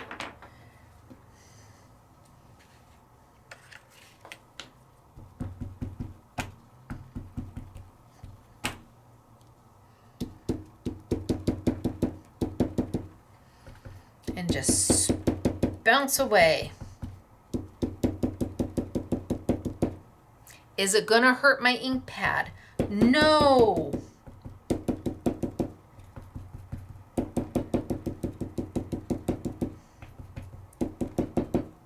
Just bounce all that green in there.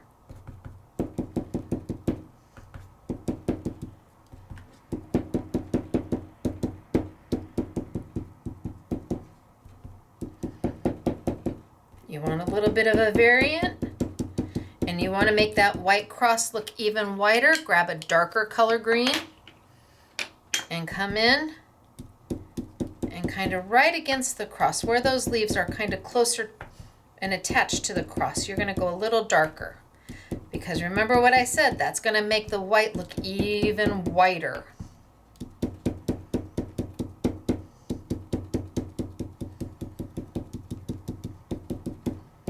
Okay.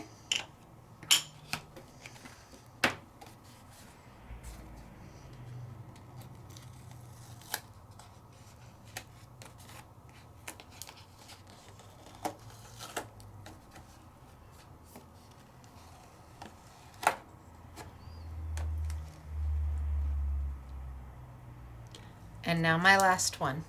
So here's my color. I'm going to keep these in some sort of an order. So those can go up there. These can come over here. And then I'll keep my cross and the colors over here. And then my last one, which is going to finish up. Now I could just leave it like that and have it green and white. You decide. You have options. Woo!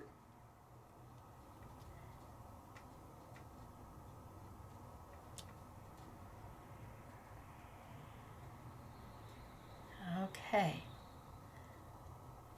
line it on up with my tabs. I think that looks pretty good.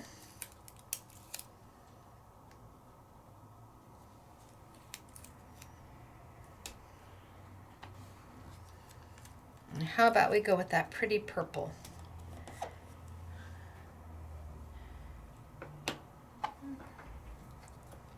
Grape juice. My white, yep.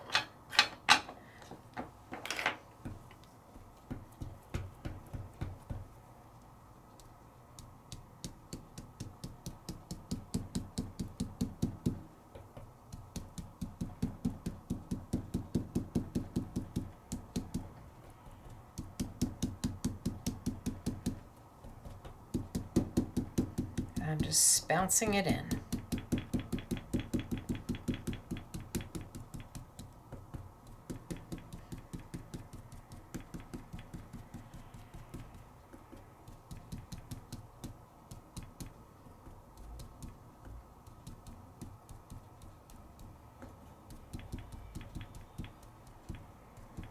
think I got every place. I don't see any more white.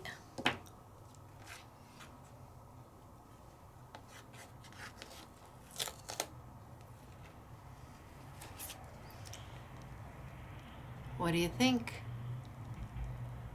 And then because I can come back with my white cross, go right over the top.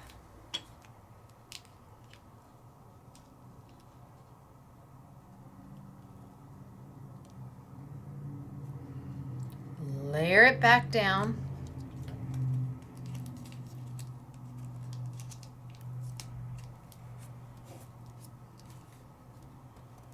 Bring my white pad back. And where it got picked up a little bit from the stencil being on top of it too soon, can you see where it's just kind of maybe like pitted just a little bit, or it flaked a little bit?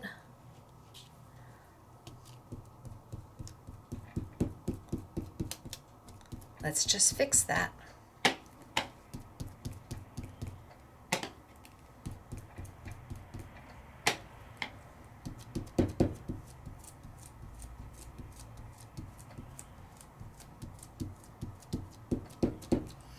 And now my cross is as white as it was.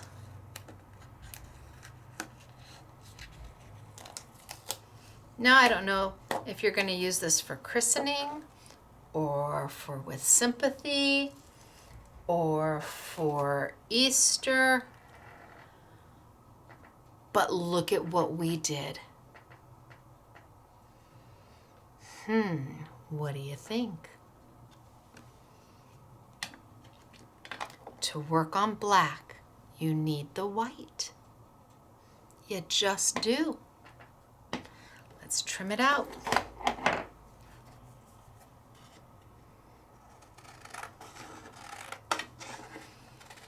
And white is only done in a pigment base. Well, I think that there's a dye-based ink out there for white, but it's not going to be as white as a pigment ink. If you have unicorn ink, sure it will do this. If you don't have any white ink, boy, for the whatever the sale price that we have the white and the black for with the re-inkers, it's almost like getting, so this in unicorn, to get these two, is like getting these 4 from Jacquard right now. And Jacquard they're a fine art manufacturer, man. They make good products, as does Hero Arts. Not saying anything wrong with their unicorn. I love the unicorn, but if I can offer somebody the opportunity to have something that they couldn't have before, that's of comparable quality, but a little bit less in price, well, I think that makes a difference. What do you think?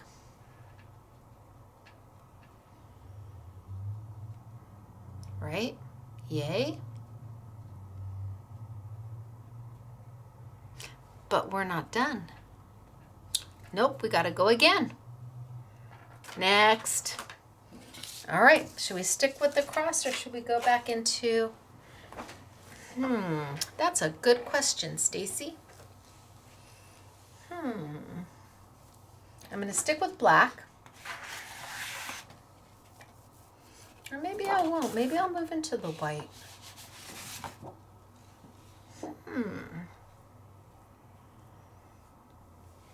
Decisions. See, I have too many options. That's my problem.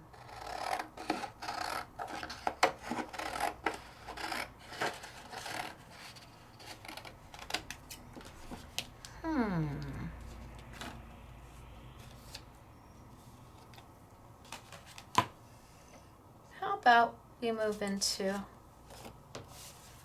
about I pull, I'll pull these. We'll go ahead, we'll use these. So I've got this one that I haven't used. And I could, okay, so I can use, I've got plenty. All right, so I'm gonna do one in white and one in black. And we're gonna move on. Still going to use the white pigment ink. But let's see what we get. So my YouTubes are not scripted and they're not edited. They're not voiceover. What you see is what you get as we do it. The mistakes I make, are the mistakes you see, and they're not edited out. I think that it's only fair, and let me make sure I've got this right. Yes, I think it's only fair that you see that crafting is imperfect. Things happen. You just fix it. Don't throw it away. You fix it. We're gonna fussy cut this bad boy out, and we're gonna make something out of it. I'm gonna ask Claire to go in there and fussy cut it, and she'll make a sample out of it, and we'll try and post it. Oh yeah, there's no throwing away here. All right, so let's do a color on this one. How about we do that blue again? Because this blue was beautiful. And I can grab my, blue, purple, orchid.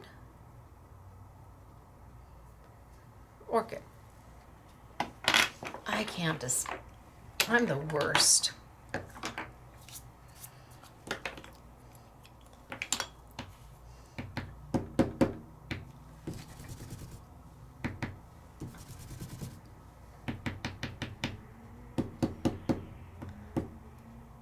Oh, see, I stopped because I looked at another color.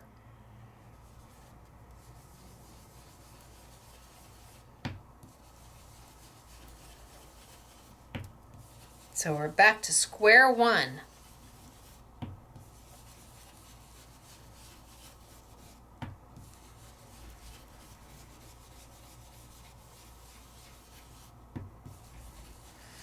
We've made full circle. We're back to where we started. And I'm going to go a little darker along the edges just to give some definition.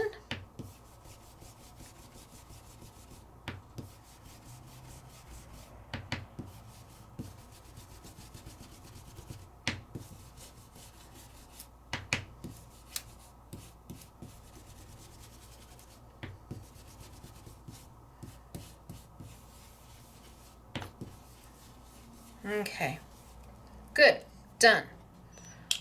Move on to the second stencil. And that one I already have a color for. So, Stacy. Zoop, zoop, zoop. There we go. Okay, so let's move to the second one, which I already have a color for.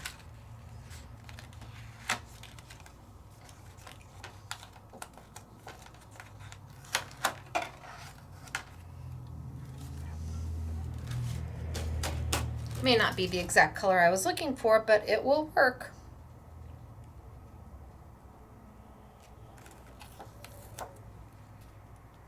Line it up. I shouldn't see any of that original color that I just put down. I shouldn't be able to see any of that purpley orchid color that I just put down. I should only see white.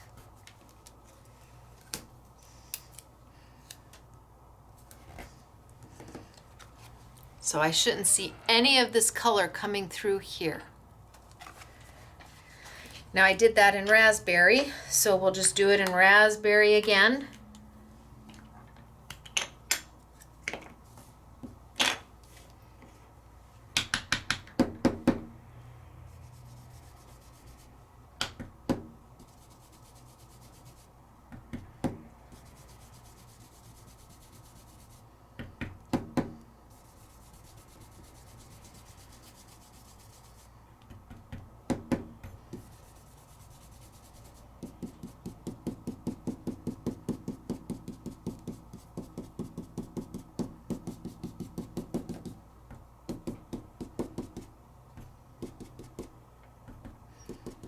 Just going a little darker on some of these.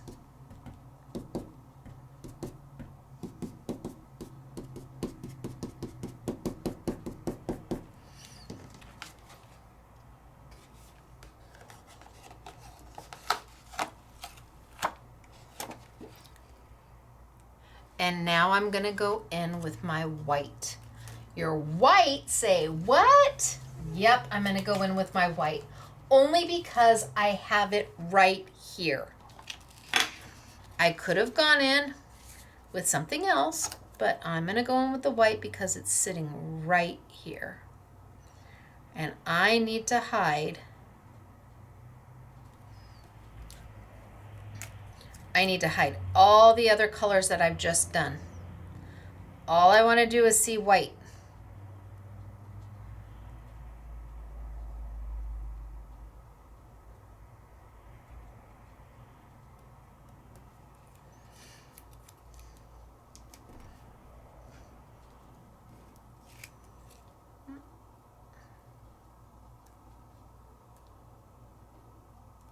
Close enough.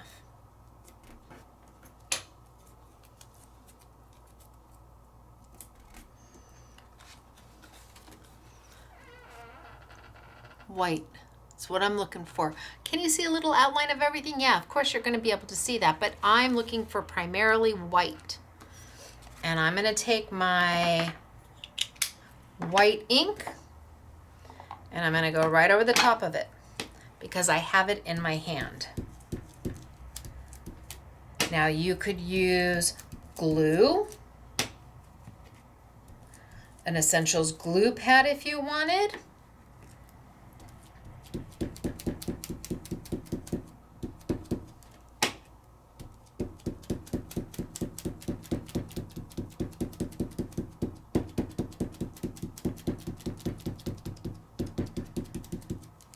And then I'm going to grab, while it's still wet, and it's in the stencil, I'm going to grab a color of my Pearl X. We played with it last week. And while it's still in the stencil, and while my white is still wet, I wonder what color this is on white.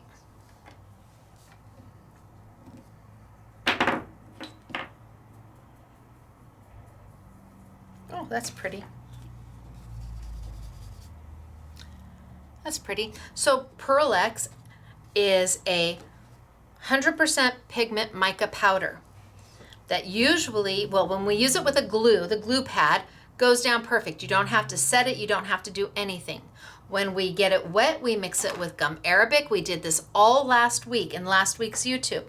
But while my ink is still wet, it's acting as a glue. So I can go in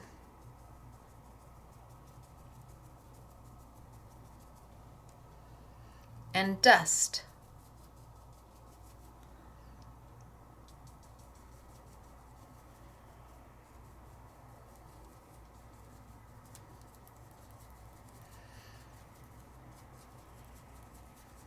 And because that ink is still wet, it's going to help act as a glue.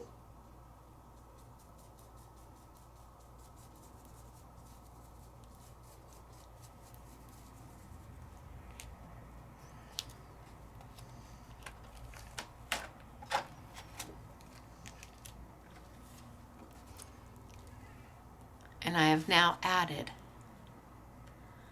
the metallic to it. Ooh, right? And once it's dry, it's dry.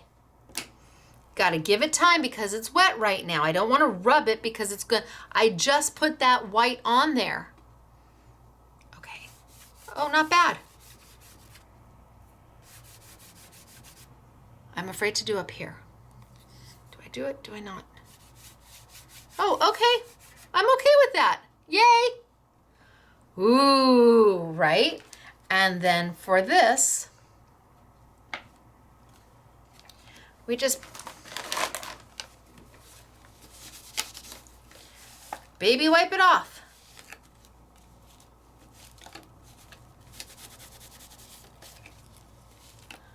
Baby wipe it off.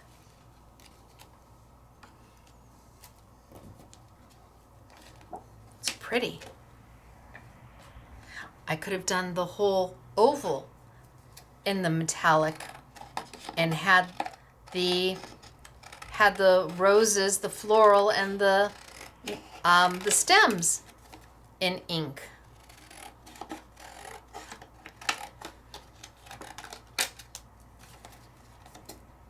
But I had the white handy. So instead of pulling out my glue, my Stencils glue pad, I just used the white.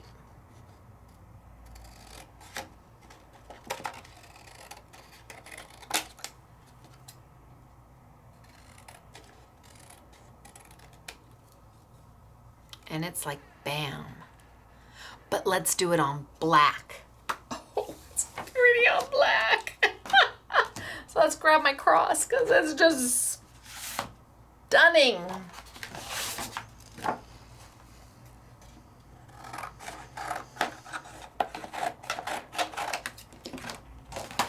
Okay, my white cross.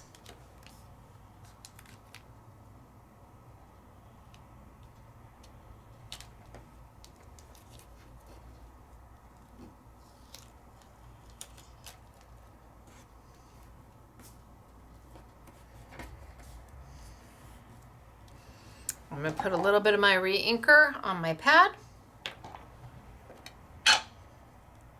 It's thick and kind of gooey.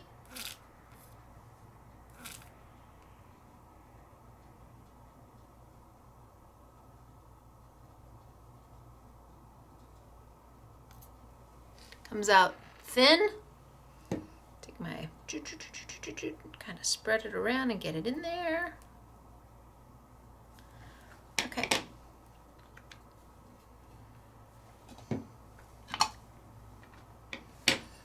And let's make my cross white.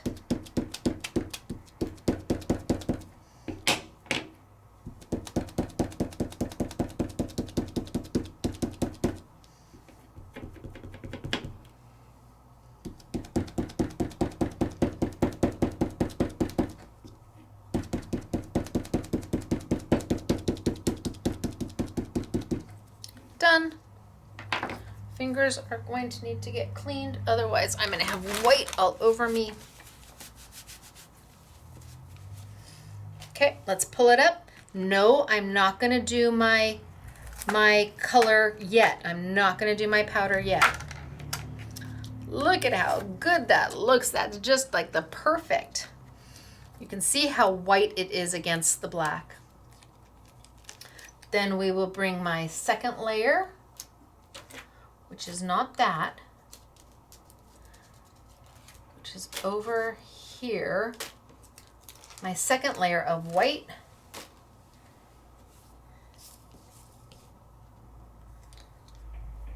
Okay. Oh man, I did it again. I didn't do my little tabs. All right, wish me luck. I'm gonna go for it. Thankfully, as long as I know my cross is covered up, I should be close.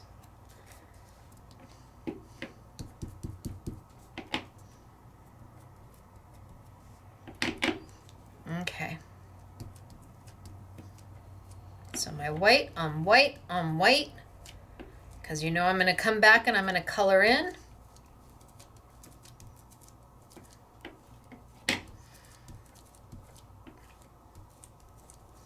And I don't mind if some of my white isn't as opaque as others. It helps give shading and shadowing when I add my color. So don't think it all has to be the exact same tone of white or saturation of white. It doesn't.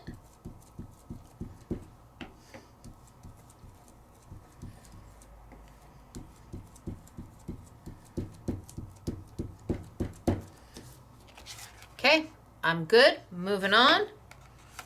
Chop, chop. So you can see, now you can see how it really picked up the white off the back. But we're going to fix that. That's because I did not wait. I put my stencil right on top, on top, on top. I'm not a good waiter or rounderer. I'm like, let's do it.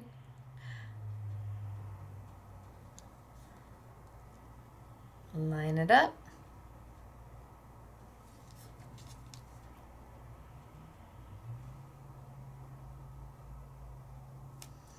looks good. Put it down. Nope, I can see I'm a little off.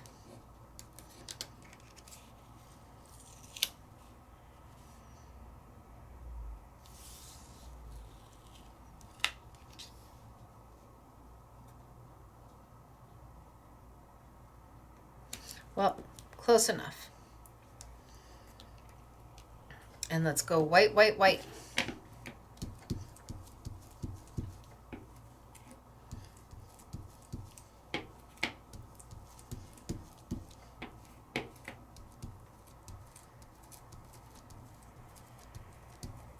I probably have enough ink on this just to go and not dip in anymore. It's just habit to do that.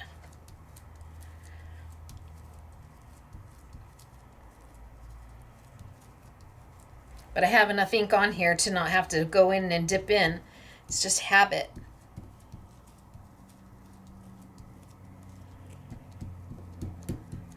Okay.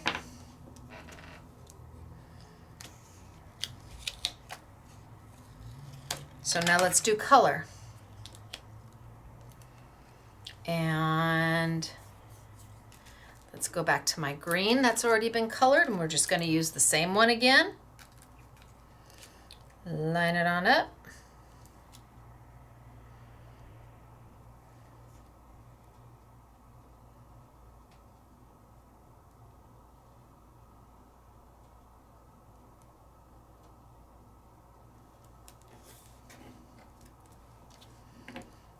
That looks good. I don't need my white right now.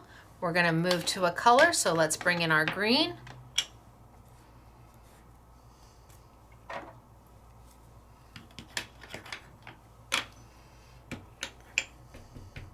So my lime green, I'm going to kind of put some lime green around the outside.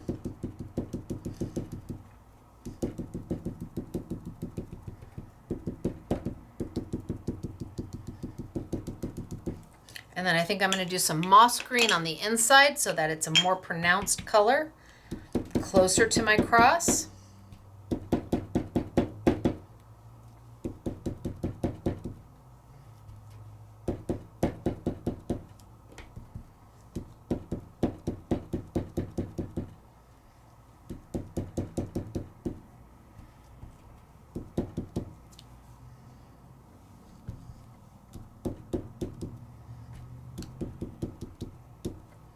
I think that's good.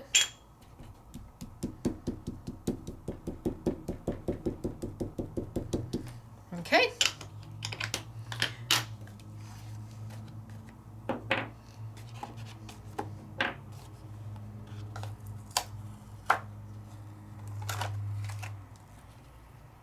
So far we're doing a wash, rinse, and repeat. I'm just going to grab the same color that we've done before.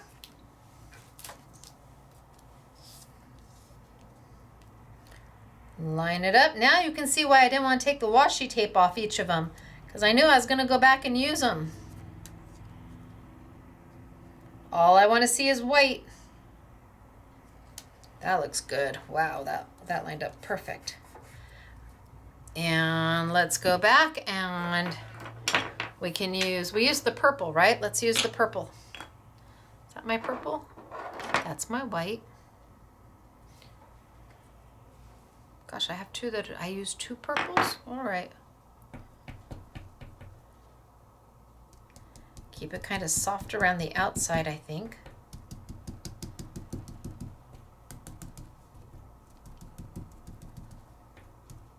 And the closer I get in, the darker I make that color.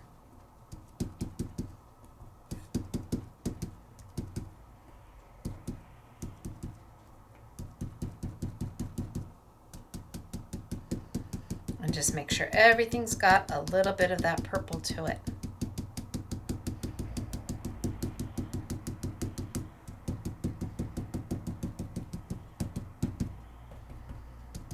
I went in and made a few of them really dark.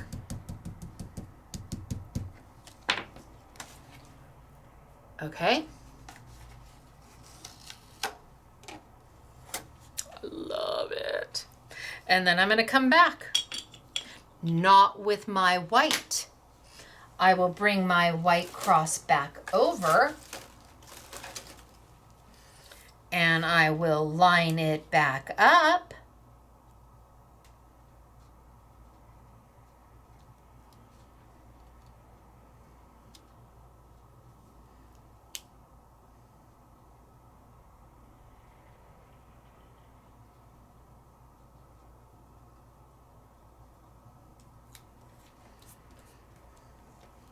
And I might take my white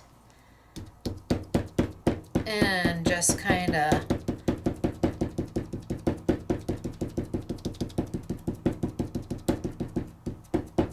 add a little bit more, but then I'm going to take my Mica, my Pearl-X, and a little goes a long way because it is 100% pigment. A little goes a long way. This is different than perhaps a perfect pearl where they have gum arabic already, the binder's already mixed into it.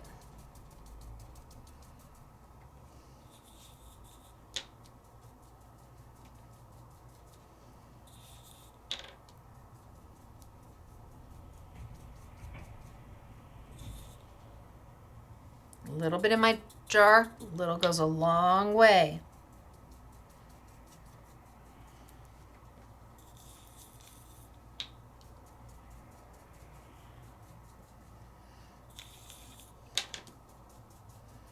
And that wet pigment is acting as my binder.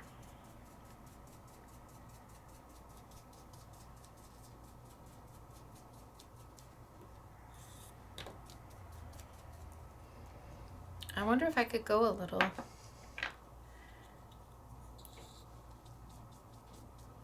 No, I'm not going to do that. I'm going to stick with what I got. I thought maybe I could go a little darker, but I'm going to stick with what I got. Okay. Give it a little bit of a brush off in the nicest way possible.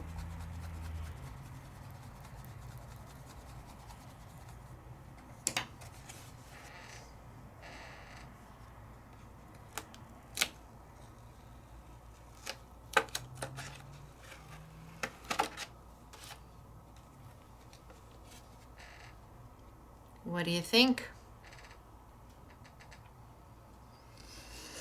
I like it. You may be saying, what? I spent over 2 hours and that's what we got? Yes, yes it is. And I'm darn happy with it. I'm gonna clean my hands. I think it's beautiful.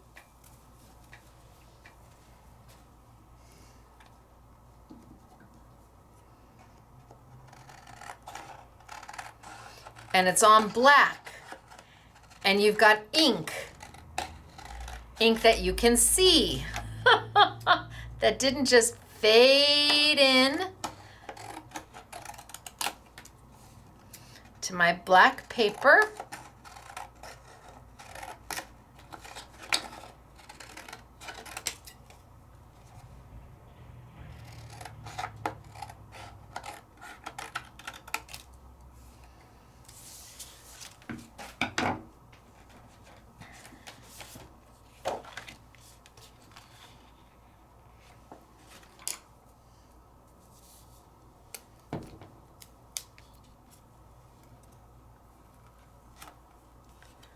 Put a little bit of my tape down. I have to mat it.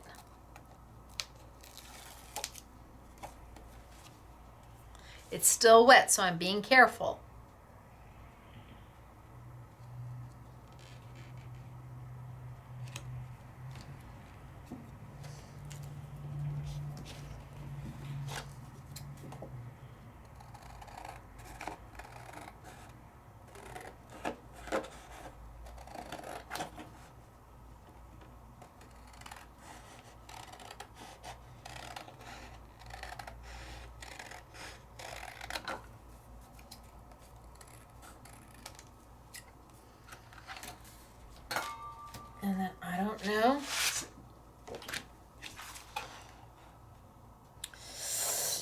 Yum.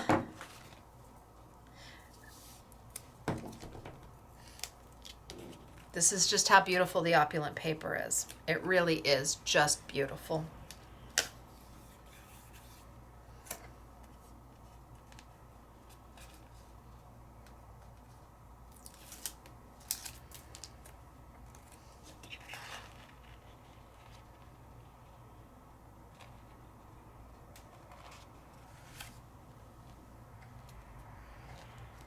Trying not to put my fingers all over it because I know it's still wet, and you would do a much better job taping this down than me. I'm literally just trying to get it down so it sticks so I can show you when it's all done.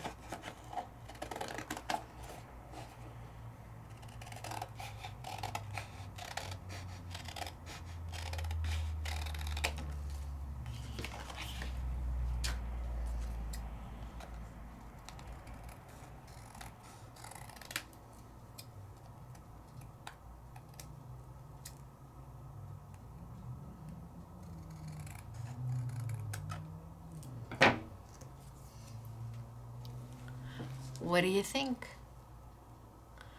We did it this way. We did it this way.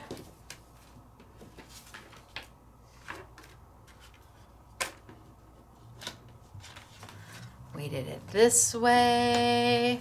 Put the lids on, I hear you.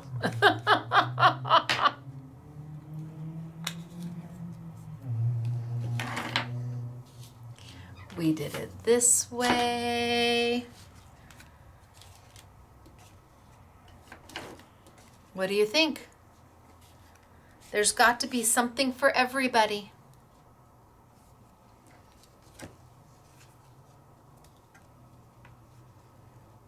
So pretty. So pretty. Let's do this one.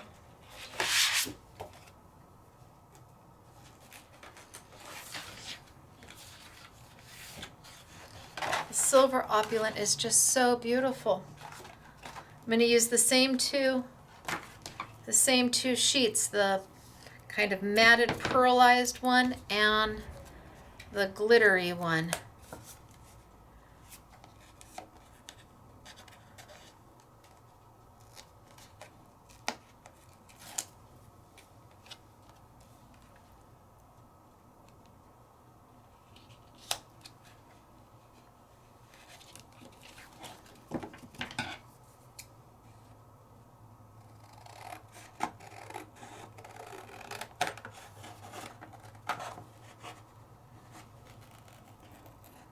If you haven't used opulent yet, I didn't make that turn very well, you need to give it a try.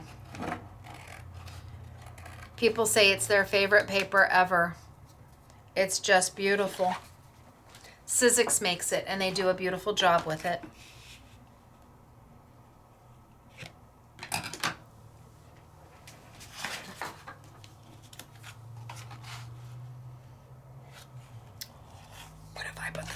Against the gold.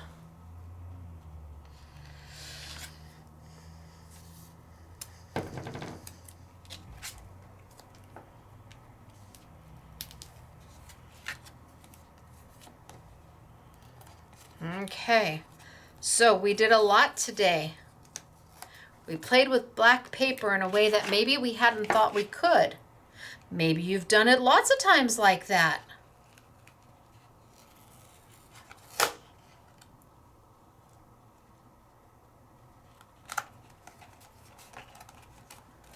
But maybe some of you had never seen, oh wow, that was, well, it's going to be what it's going to be. As I lift it and move it.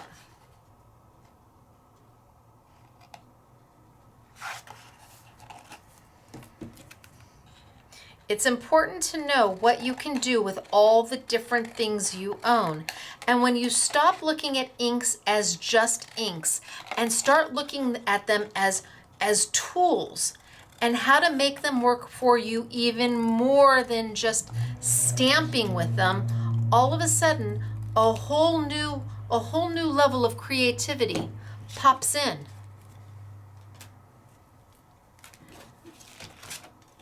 We did so much with this, and yet it was so simple.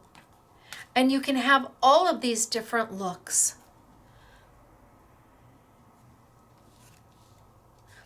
But we did the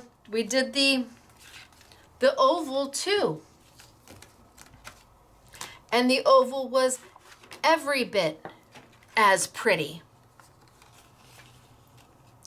and useful. I almost want to put silver in there, but I didn't. I should have. The oval has lots of opportunity. Whether you just be starting out or you go ahead and you try some things differently and you take an adventure, you've got this. The kaleidoscope layering stencils, they're simply to find. That means the only place you can get them is here.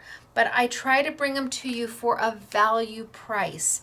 And then we didn't even stamp yet with the oh, I got stuff on my stamp.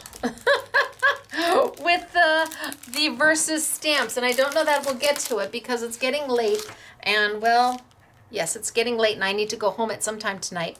But the versus stamps are exclusive to Scrapbooking Made Simple. The sentiments on the samples were all done with the versus stamps. The first one says, new day, new thoughts, new strengths, new possibility. The second one is, today start your day with a smile, calmness of mind, coolness of emotions, and a heart filled with gratitude.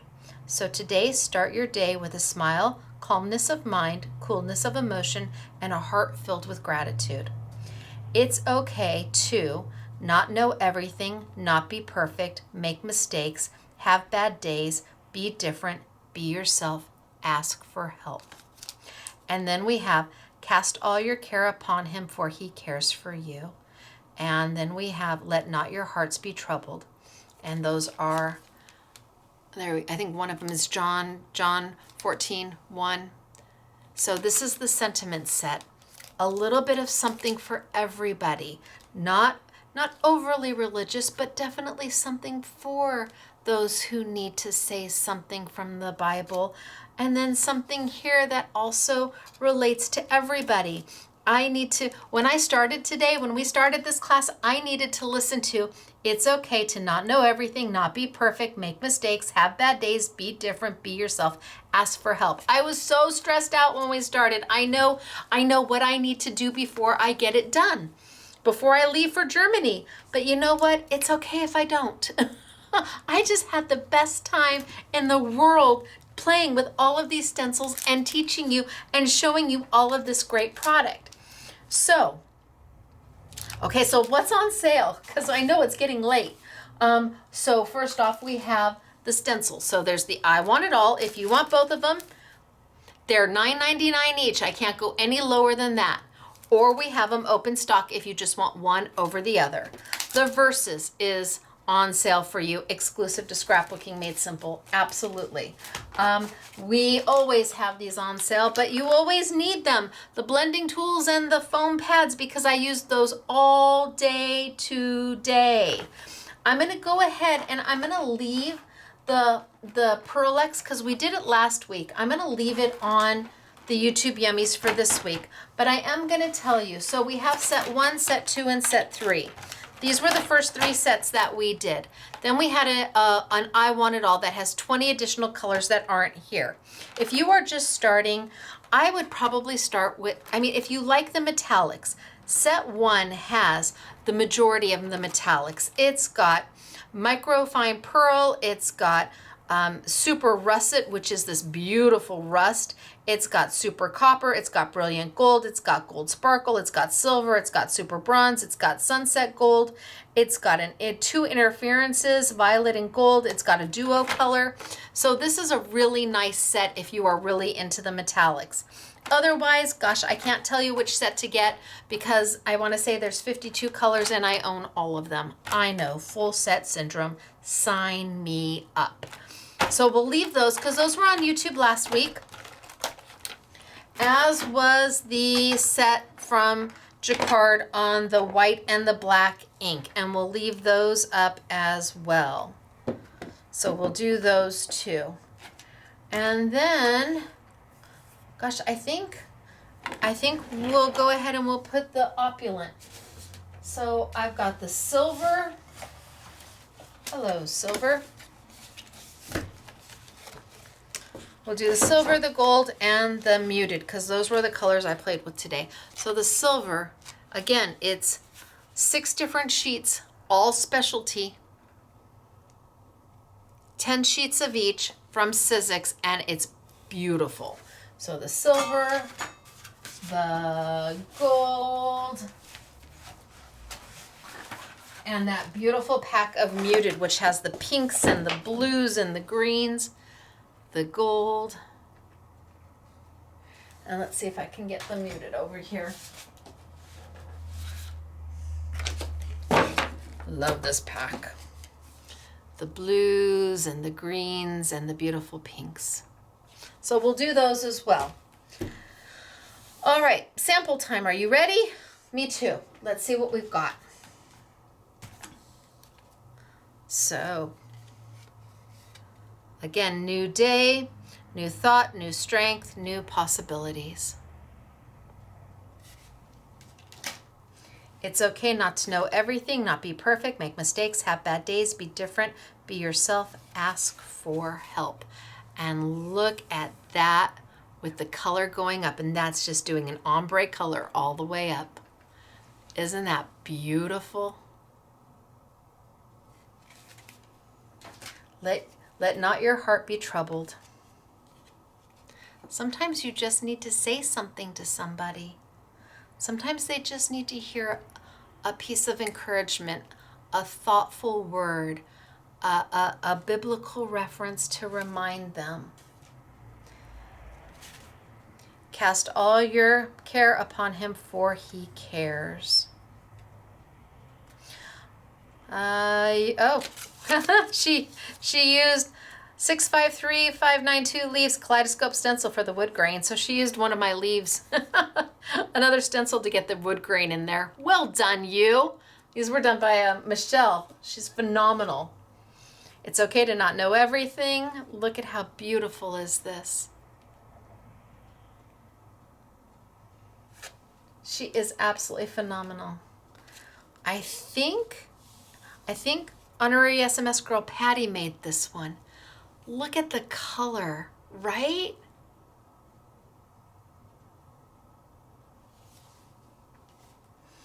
And see, look at this. This is just sweet and soft.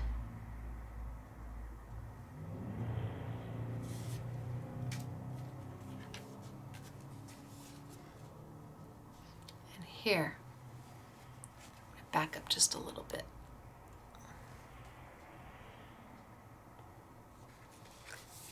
And then right underneath it, this is just beautiful.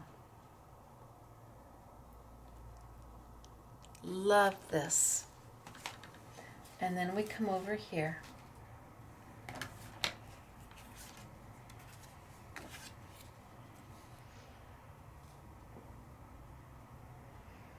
So it's up to you what you do with them. The options are yours to choose. How you color it is yours to choose. Do you emboss it? Do you use black paper? Did you see black paper in a way maybe you hadn't seen it before? Are you looking at it now just a little bit differently than you did before?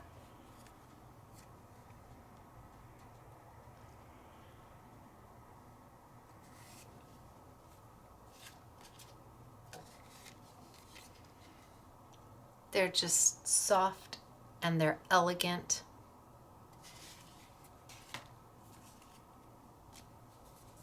I grabbed 2. See? Didn't use the oval at all. Just did the floral twice. And here, she actually outlined. She just outlined it. She just grabbed a pen and just outlined the cross just to give it a little bit more dimension.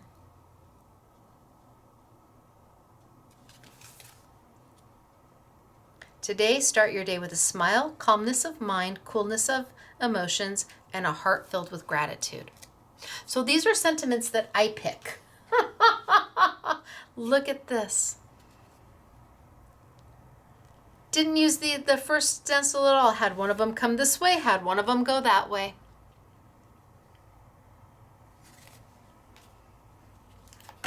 Oh, and how beautiful is this? And just orientated it differently.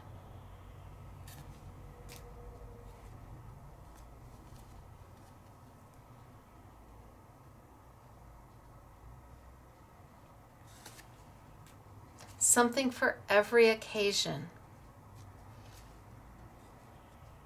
Can absolutely be with sympathy, can be encouragement, can be welcome to the church, can be christening, can be wedding, can be anniversary, can be encouragement, can be wedding, can be anniversary, can be birthday.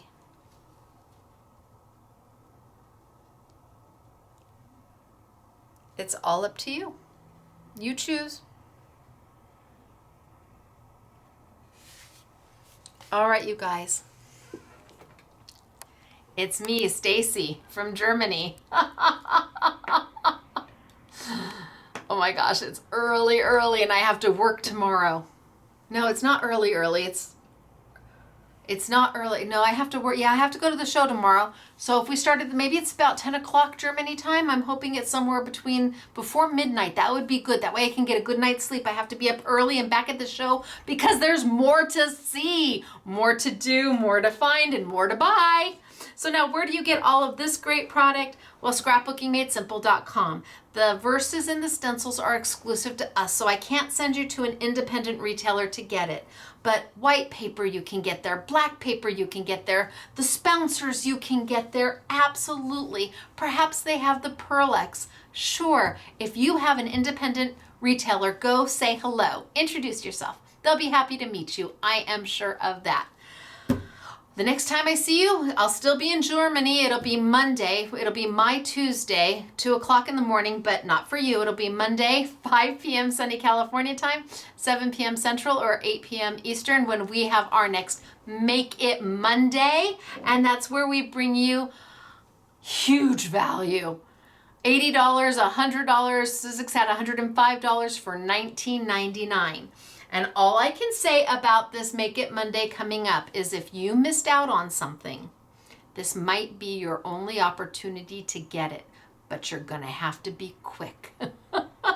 All right, you guys, I'll see you Monday and we can talk more about Germany then. Thanks for being with me and have a good night, and fingers crossed I made my flight without any trouble. Bye everybody. Stacy, Scrapbooking Made Simple, scrapbookingmadesimple.com. Thanks for being here. Bye.